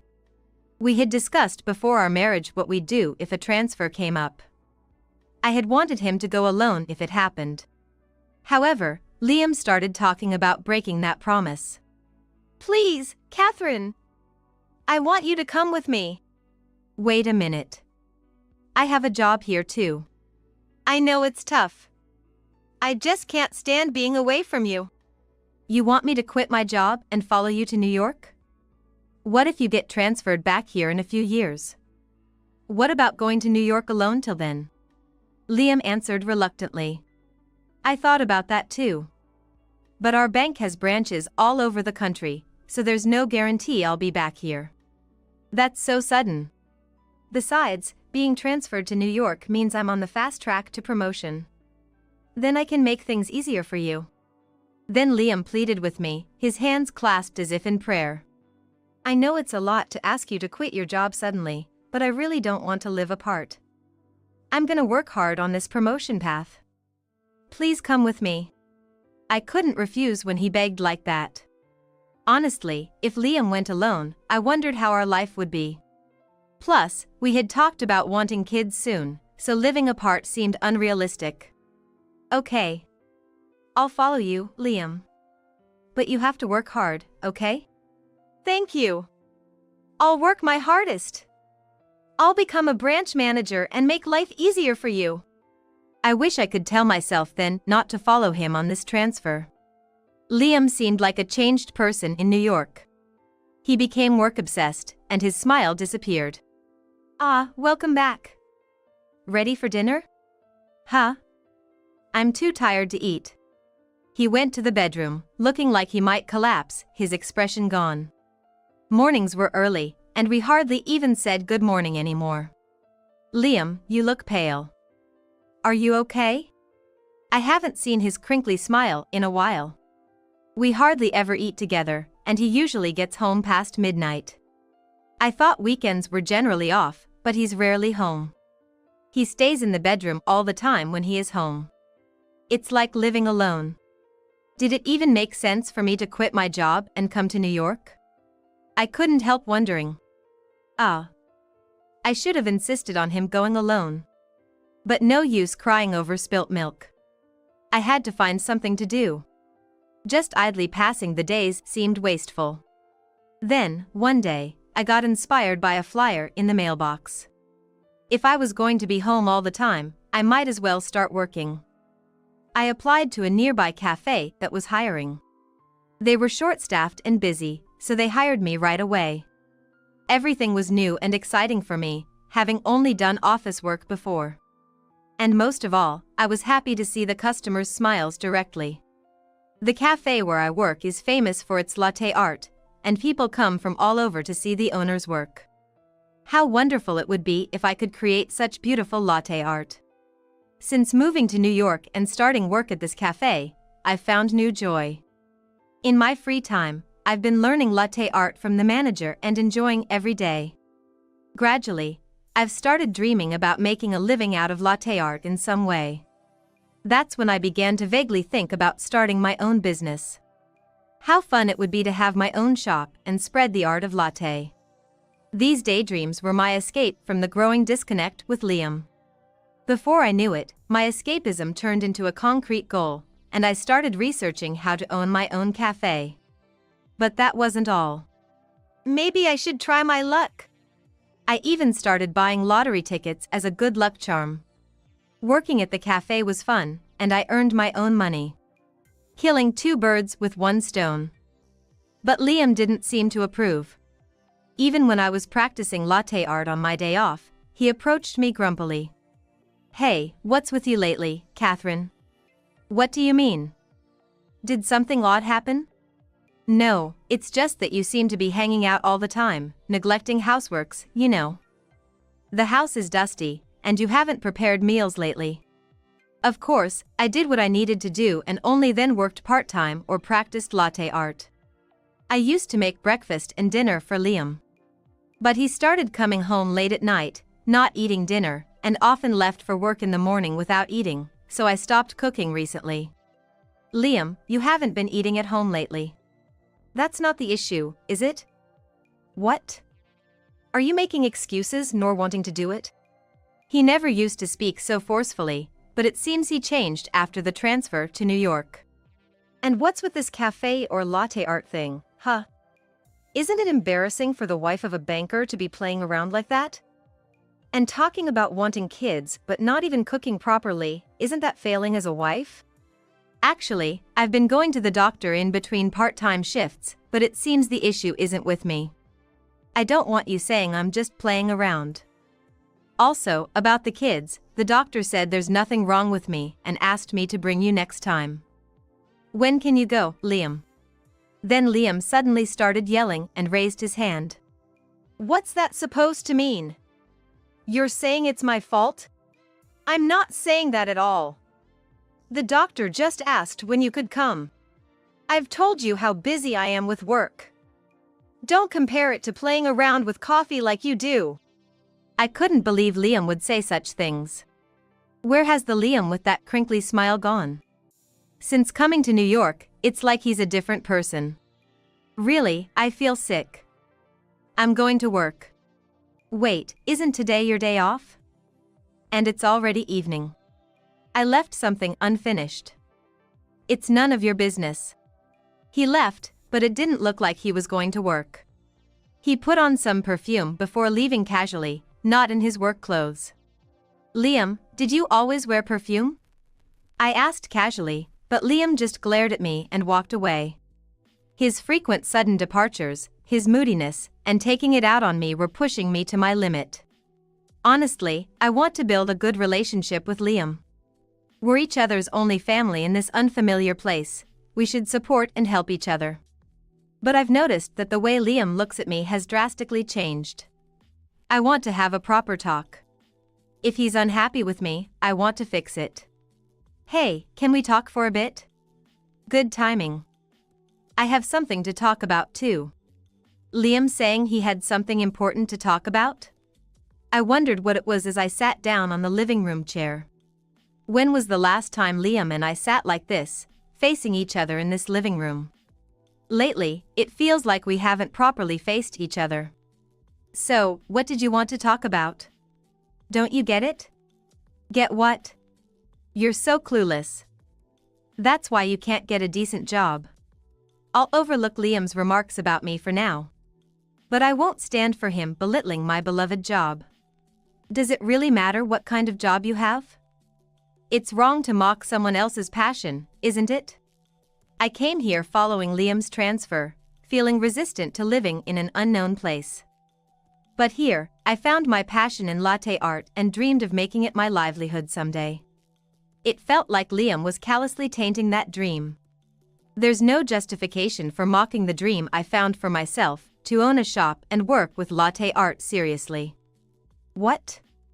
A job? It's embarrassing to call that kind of thing a job.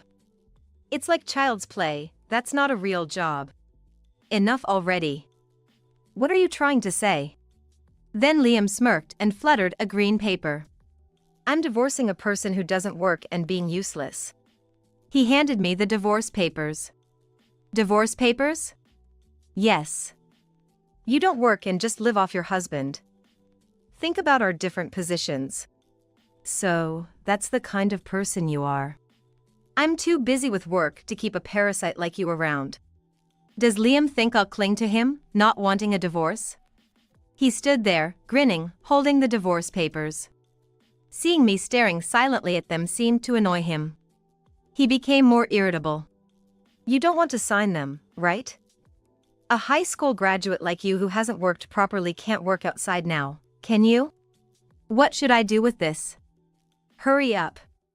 Your slowness is just like a woman who can't work. He clearly wanted to divorce as soon as possible, his impatience showing. Filled with anxious fidgeting, Liam's foot tapping and glaring. Made it clear this wasn't the Liam I once loved. Why did I fall for someone like this? And why did I come to this distant place with no acquaintances? Now, it's all too late.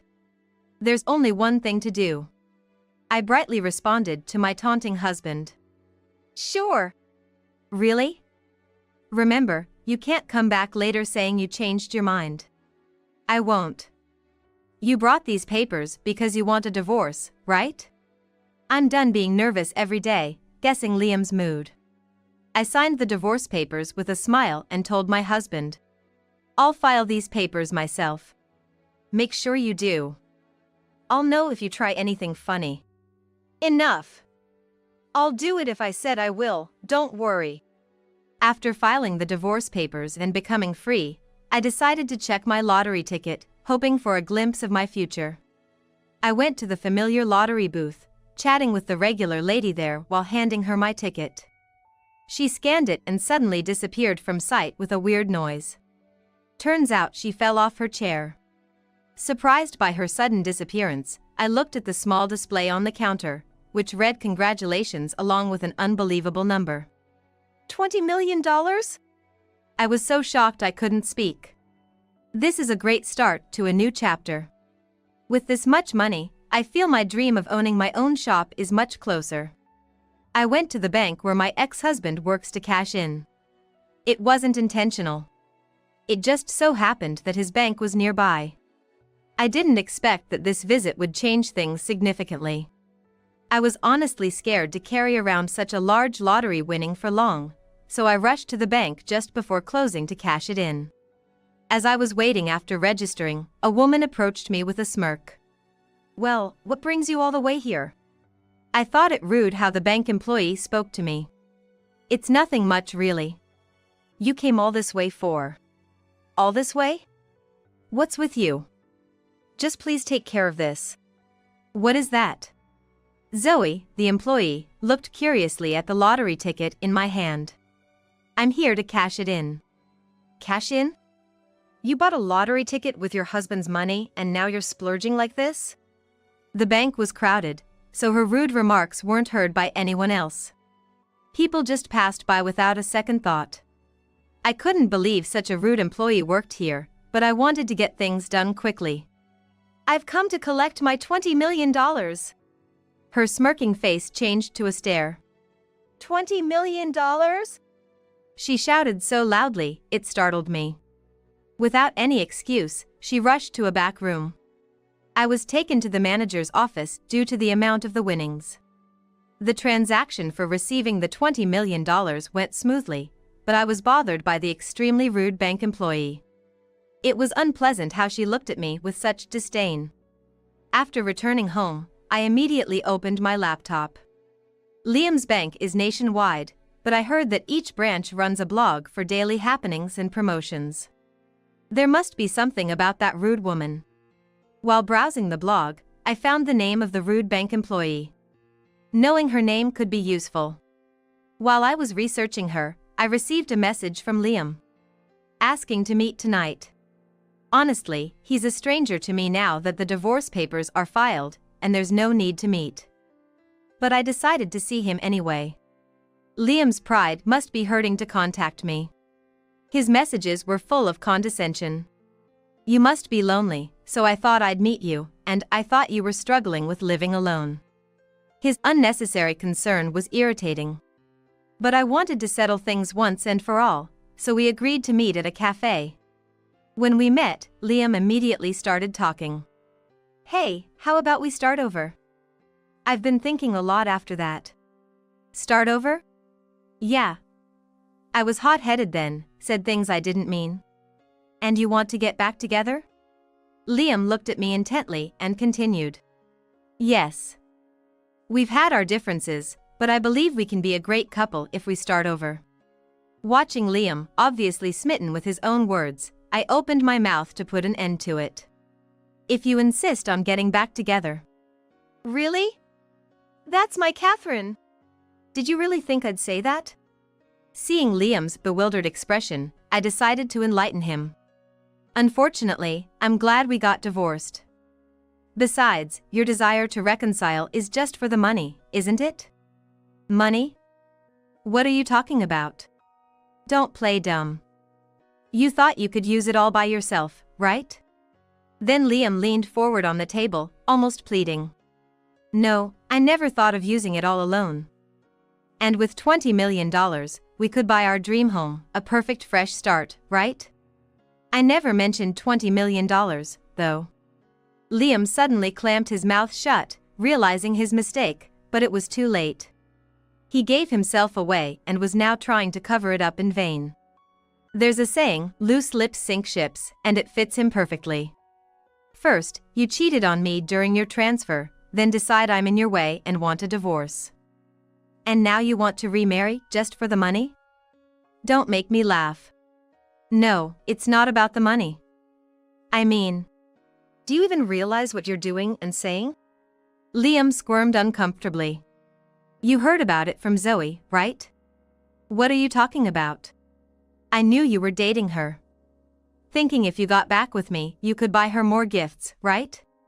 Liam, despite the cold season, was sweating profusely. No way, I didn't.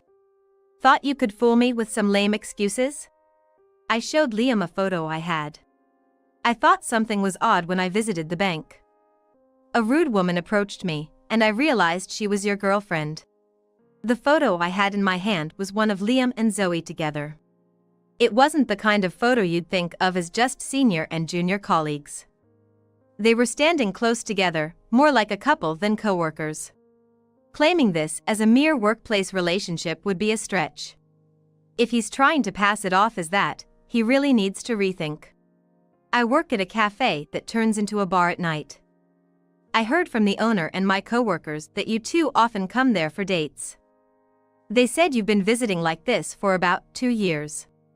No, this is, let me guess, you thought you'd dispose of me, who's just a burden to you, and then live happily with the younger, beautiful Zoe. But when I won the lottery, you changed your mind, right? Hearing it was a large amount. Liam trembled, holding the photo. He looked at me as if I had hit the bullseye. I only worked part-time during the day because I knew you would be back home. But Liam, you've been busy cheating and trying to get rid of me, and now unnecessary wife, to be with the younger and beautiful Zoe, right? Liam looked down, seemingly at a loss for words.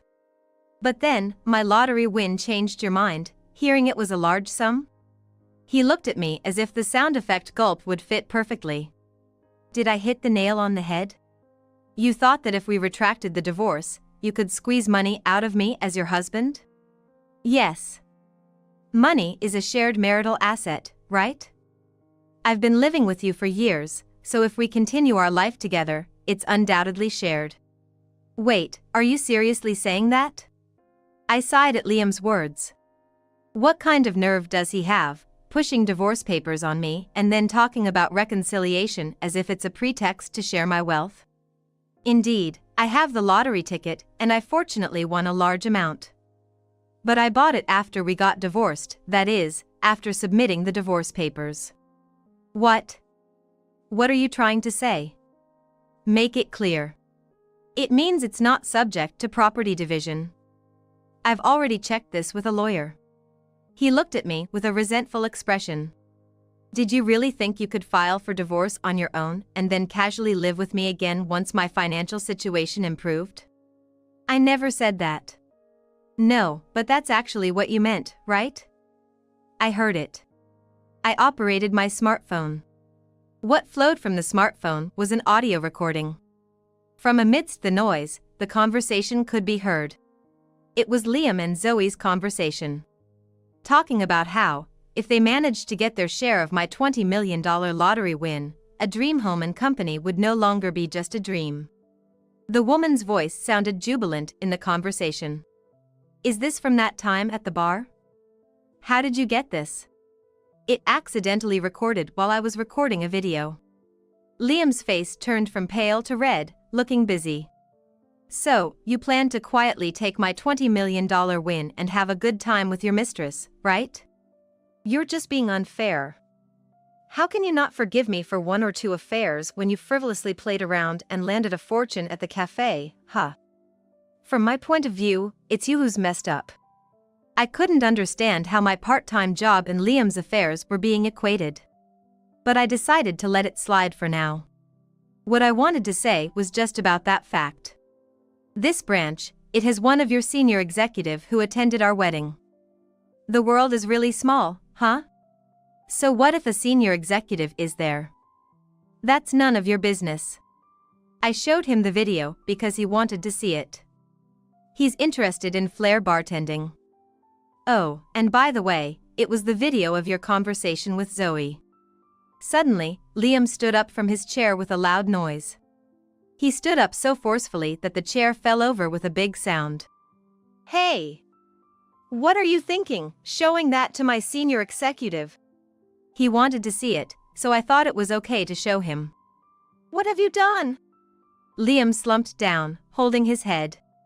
It made sense, as one of Liam's seniors at the wedding was rumored to become a branch manager. In other words, getting on the senior executive's bad side meant instantly falling off the career track. All the effort I've put in, and now he knows about it. You were just hoping it wouldn't get out, weren't you? Well, it doesn't work that way.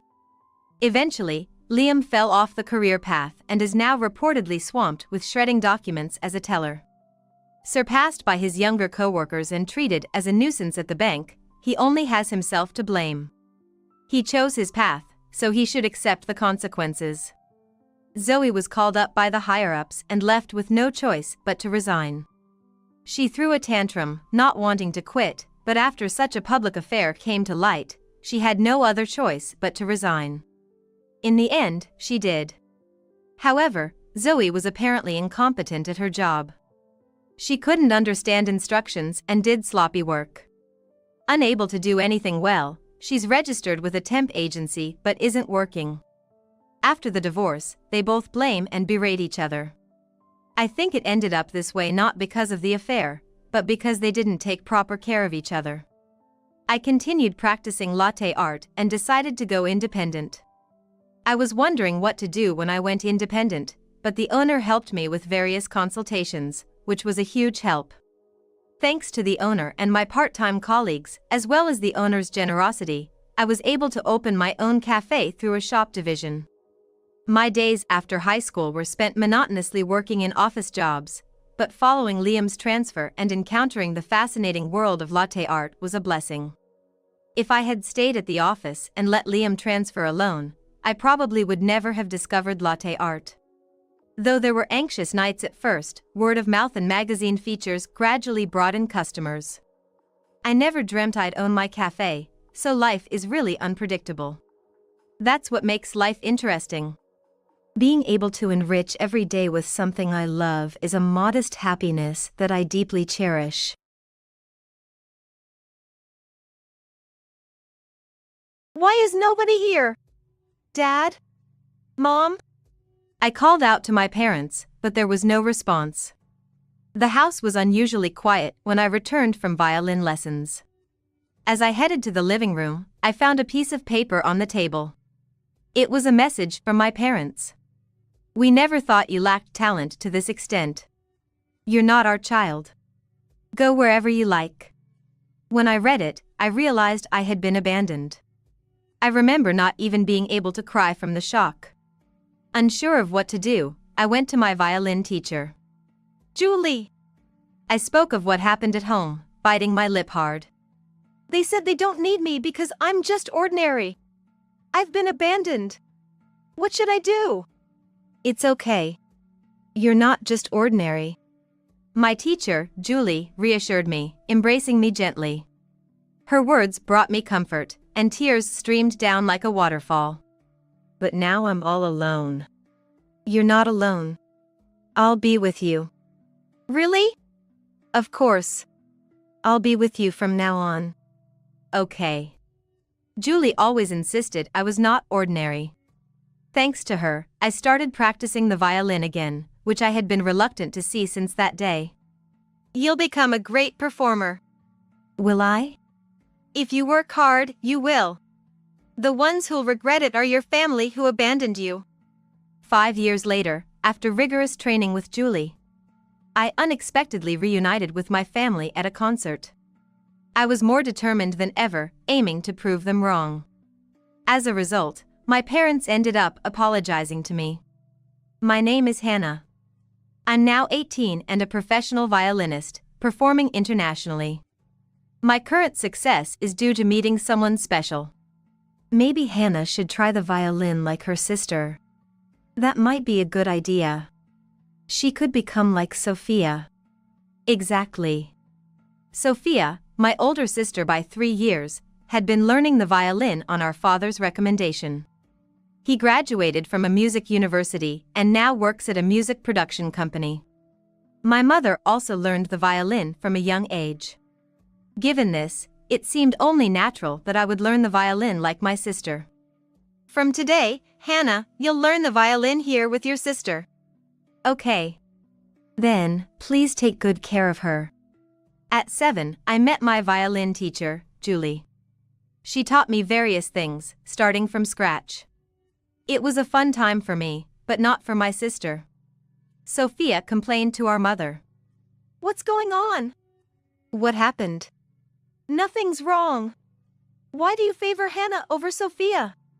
Sophia's more talented." But Hannah is still a beginner. "Our mission is to make Sophia a great violinist." My mother's complaints continued. I vividly remember that scene even now. Sophia was smirking during the whole episode. From then on, mine and Julie's positions worsened. "Hannah, don't just play around. Try to learn from your sister." "Right, Sophia's a genius, unlike you. Learn from her." "Yes." I was trying to keep their mood as light as possible, despite my young age. My only joy was playing the violin with Julie. You seem down, huh? "It's nothing." You know, there's nobody else here. You don't have to hold back. It's just, being at home isn't fun anymore. I slowly started to talk about what was happening at home. That alone made me happy at the time. However, as days passed, the way my parents treated me could no longer be described as familial. Huh? Isn't dinner unusually fancy today? Remember the violin recital the other day? Oh, the one where Sophia came first? You forgot? How could I? It was a celebration for my sister's accomplishment in a competition. I tried to join in, but Sophia stopped me. Hey, why is Hannah here? Huh? She's not involved, right? I couldn't believe she would say that. I thought surely my parents would intervene. Well, yeah. Indeed, today is Sophia's celebration. That makes sense. I felt a jolt. It was like my heart was being gripped. Then, Hannah, why don't you go to your room? Why? Because today is my day. I looked at my father, hoping for support. Stay in your room until I say otherwise. No one there was on my side. Why did I have to go to my room? Aren't we family? I struggled to hold back tears as I went to my room. Why is it always me? I covered myself with the blanket in my room, letting my tears flow unseen. Soon, my pillow was soaking wet. I don't know how much time passed. When my tears had dried and I was about to leave the bed, I heard, Hannah? My sister was outside my room. I opened the door apprehensively. What? Were you crying? No, I wasn't. Well, it doesn't matter. Here. What she brought was leftovers from dinner. You must be hungry, right? Yeah. Huh. It was just leftovers, after all. You didn't do anything, so it's only natural, right? I couldn't say anything back. Make sure you wash the dishes after eating. We're going to have cake now. Don't come out, okay? Okay. I had no choice but to comply. I couldn't help but wonder how long this would go on. My existence at home became more and more insignificant as days passed. It was during the summer break. We're going on a trip next week. That's quite sudden. Got some time off. So, where are we going? How about Cancun? Sounds good. My family was excitedly discussing the trip. I stayed quiet, trying to be invisible. Because any comment I made would be instantly shot down. Then, the day before the trip. Is everyone ready? I am. What about you, Hannah? Yes, I'm ready. Despite the limited conversation, I was excited to go on the trip with them. But the next day, I was taken somewhere else. Where is this? This is your grandmother's house. I had never met my grandparents before. Take good care of Hannah. What about everyone else? We're going on the trip, of course. You stay here. Wait! Don't leave me! My pleas fell on deaf ears. My parents left without looking back. I could only watch as they drove away. My grandmother, much like my mom, showed no interest in me. Grandma, I'm hungry. I didn't sign up to feed you. Figure it out yourself. But... She glared at me. Luckily, I had some money from my parents, so I went to the nearby supermarket. I felt the stares of others, but had no time to worry about that. I managed to buy some bread and a drink and went back home. Where were you at this hour? I went to the supermarket to buy food. You'll get me in trouble. But then... Don't talk back. My grandmother raised her hand to hit me. Then, I heard a voice stopping her. What are you doing? Are you awake? That's not the issue. What's going on here? She won't listen to me. My grandfather came to me and said, I'm sorry. If only I weren't like this. It's okay. I later learned that he had been ill for several years and spent most of his time in bed. He had come to help me when he sensed something was wrong. From that point on, my grandmother stopped being oppressive towards me. What are they thinking, leaving their daughter behind like this? But I'm not lonely with Grandpa here. That's good. You're a good girl, Hannah. I felt like I finally had someone on my side. My grandfather's presence had a huge impact on me. The trip lasted about a week, and he made sure I didn't feel lonely. On the day my family returned. "We're here to pick you up, Hannah." My angry grandfather confronted my mom. "What were you thinking, leaving your daughter behind? Are you okay with getting up? Don't change the subject. This is a family matter, stay out of it. Don't play dumb." My mom ignored his words and grabbed my arm. "I can't deal with this. We're leaving." "Wait, please. Just come along." I ended up leaving without even saying a proper goodbye to my grandfather. "You didn't say anything unnecessary, did you?" "I didn't." "Well, it's not like we'll see them again." "Does that mean?" The brief happy time I had spent there had passed. Even when we got home, the house was filled with laughter about the trip. Unable to bear the atmosphere, I went to my room. I wish I could grow up faster. Unfortunately, my misfortunes were far from over. About 2 months after that hellish trip, my mom seemed unusually busy one morning. "Why does this have to happen now? Is something wrong?" I asked, noticing her unusual demeanor. "Yes, your grandpa just passed away." "Grandpa?" "So I'm busy, don't get in the way, okay?" "Yes. He really caused a lot of trouble." Saying that, my mom started making phone calls. I don't remember much about what I did after that. My grandpa's death had a huge impact on me. The only thing I clearly remember is my mom's bothered expression during the wake and funeral.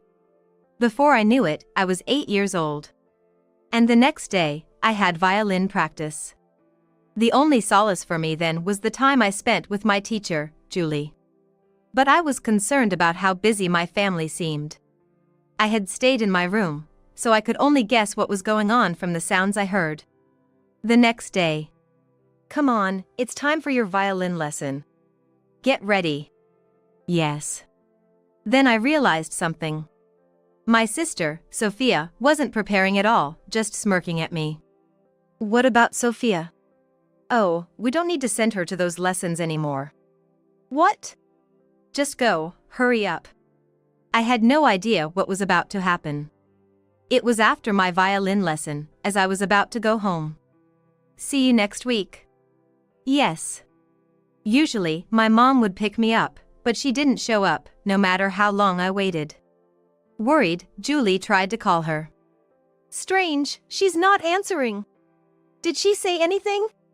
I shook my head. Unable to wait any longer, I decided to walk home. "Julie, I'll walk home." "I should come with you." "It's close and I'll stay in well-lit areas, it's fine." "Okay." So, I went home without waiting for my mom. I didn't understand why she didn't come to pick me up, but I headed home anyway. When I got there, the front door, usually locked, was open. "I'm home." But no one replied. Feeling uneasy, I looked around the house. "Why is nobody here? Dad? Mom?" I called out to my parents, but the house remained silent. I hadn't noticed before, but there was a piece of paper on the table. It was a message from my parents. "We never thought you lacked talent to this extent. You're not our child. Go wherever you like." Reading it, I realized I had been abandoned. I couldn't even cry from the shock. Not knowing what to do, I ran to my teacher, Julie. I ran as hard as I could, ignoring the pain as I fell and scraped my knees. "Julie." "Hannah, what happened to you? You're all covered in wounds." I bit my lip hard and told her about what happened at home. "They said I'm just ordinary and don't need me. I've been abandoned. What should I do?" Julie seemed lost for words, shocked by the terrible events. After a while, she slowly spoke. "It's okay. You're not just ordinary." She said this and gently embraced me. Her words gave me comfort, and tears flowed like a waterfall. "But now I'm all alone." "You're not alone. I'll be with you." "Really? Of course. I'll be with you from now on. Okay. That night, I stayed at Julie's house. She was married, and her husband was there too. When he heard my story, he was as angry as if it had happened to him. As I fell asleep, I couldn't help but wish they were my real parents. The next day, I stayed at the house with Julie. We were looking for any clues about my family who had left me behind. Is this the letter you mentioned yesterday? Yes. Then, Julie noticed something. Wait, there seems to be a second letter. I hadn't expected there to be another one. Julie read it with a serious expression and sighed. How could they do something so terrible? Julie? Oh, sorry. The letter says your grandmother will take care of you. Grandma. Honestly, living with my grandmother was out of the question. After my grandfather's death, I never thought I would go back there. Julie seemed to understand how I felt and immediately contacted my grandmother. Apparently, she hadn't heard about it and was confused. Julie said they asked her to take me because it was too much trouble for them. Really, what is with this family? Parents disappear and leave their daughter, and then they pass off their granddaughter because she's in too much trouble? I could feel Julie's anger. I was so grateful to her for doing so much for me. Julie, let's go home. Yes, let's go. We packed some clothes and essentials in a bag and went back to Julie's house. Despite being away from my family, I spent the first few days crying. But Julie never abandoned me, always staying by my side. And she kept telling me that I was not just ordinary. A month had quickly passed since I was abandoned by my parents. I was starting to get used to this new life. I have something to tell you. What is it? I had made a decision. Until now, I had kept my violin in the closet, not wanting to be reminded of my family. But even though I was young, I realized I couldn't continue like this. I decided to start practicing again. Please teach me violin again. Are you sure? It won't be too hard? Yes, I want to practice a lot and get better. Okay, if that's what you want, I'll support you with all my heart. Thank you. Julie seemed genuinely happy. Besides, I never told your mom or Sophia, but you have talent, Hannah. Me? Yes. If you practice hard, you'll become a great performer, much better than Sophia. Can I really? Yes, you can. The ones who will regret it are your family who abandoned you. Hearing that, I was filled with motivation. At that time, Julie's eyes were serious, and she didn't seem to be lying. If it was really possible, I thought I might be able to prove my family wrong. And so began our intense training together. For me, being only 8 years old, it was extremely tough. That's not good enough. Start over from the beginning. Yes. I would wake up at 6 a.m. and practice for a little over an hour before school, and then again from the moment I got home until bedtime. I'm surprised I managed to keep it up. Then, one night, I overheard a conversation between Julie and her husband. Hannah is still only 8. Isn't this training too harsh? Sometimes I think so too. Then why? But, you know, I can see in her eyes that she's determined to succeed. Those aren't the eyes of an 8-year-old anymore. It's almost scary how focused she is. Well, then I guess my role is to be a safe haven when she hits a wall. That would help a lot. Leave it to me. Hannah's already a part of our family. I naturally found myself crying. I had always thought they might dislike me. But overhearing their conversation washed those fears away, and instead fueled my determination. Years went by, one after another. You're doing well, you've improved a lot. Thank you. But don't be satisfied just yet. There's still so much more to learn. Yes. 5 years after the start of our training, Julie had a proposal. There's a concert in the next town. How about participating? A concert? I performed in one around your age. Really? It's a good chance to see how much you've improved. But the decision to participate is up to you, Hannah. Of course, I'll participate, I replied immediately. There was no reason to refuse. And I wanted others to see the results of my daily practice. Great. Then we don't have much time, let's practice. Yes. The day of the concert arrived, but I unexpectedly saw some familiar faces. I immediately told Julie. I just saw my family. Really? Yes. I haven't forgotten their faces for a single day since that day. Are you okay? Yes. I'm prepared for today, and I don't feel like losing to anyone. Well, it's not a competition today. Let's go. From what I saw of my family, my parents looked a bit haggard. But at that moment, my only concern was the concert. Are you nervous? It's almost time to perform. No, I'm just eager to start playing. Then you'll be fine. Since your family is here, let's show them what you've achieved. I'm off. When Julie encouraged me backstage, I felt incredibly supported. It was a feeling I had never experienced while living with my family. My name was called, and I headed to the stage. And I started playing. It felt like the violin and I were one. I had never felt so free and joyful while performing. As the performance ended and I looked at the audience, almost everyone gave a standing ovation. Wow! I whispered. Glancing around, I noticed a gap in the crowd. My family was sitting there, the only ones not standing. I returned backstage. That was a fantastic performance. Definitely the best. Thank you, Julie. She hugged me. It hurt a little. But I was touched by her happiness. Also, I saw your family, they looked pretty shocked. Probably regretting hearing my performance. Serves them right.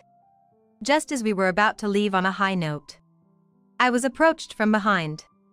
Hannah. Turning around, I saw my parents standing there. Do you need something? Your performance earlier was wonderful. Yeah, who would have thought Hannah would grow so much? My parents exchanged glances, displaying awkward smiles. I never felt more disgusted. Well, I'm leaving now. Let's go. I ignored them and started walking towards the exit. Then my mother grabbed my arm to stop me. Wait a minute. What? Just listen. We need to talk. What for now? I have nothing to talk about with you. Don't say that. We're family, aren't we? Those words made my anger reach its peak. Don't joke with me. You were the ones who abandoned me. I don't need parents now. Then my parents started to beg. Please. Please, listen to us. Desperately begging, they looked pathetic. It was hard to believe they were really my parents. So, what's this talk about? Actually, Sophia isn't playing the violin anymore. Yeah. Indeed, my sister wasn't at the concert. The best proof. She's been caught up in other interests, hasn't touched the violin in over a year. Sophia might never play violin again. I couldn't care less. They always praised her as a prodigy, and now they seemed so foolish. I knew their ulterior motive. They wanted to replace Sophia with me. So, let's live together again. You finally realized your mistake, so. Their self-centeredness tired me out. Are you serious? We are. So, please. As if I'd live with you. Stop talking nonsense. Let's talk it over again. No way. If you really want to talk, stay there until I say it's okay. I left them there and walked away. Looking back, they were sitting on the ground, heads down. How foolish. Once they abandoned their daughter, now they're the ones being abandoned. Was that okay? Yes, it was perfect. You were very cool. I guess that settles it. I'm tired. Let's go home. Yes, let's celebrate your great performance. It was a celebration 6 years in the making, and I was thrilled. Back home, we had a wonderful time celebrating my concert.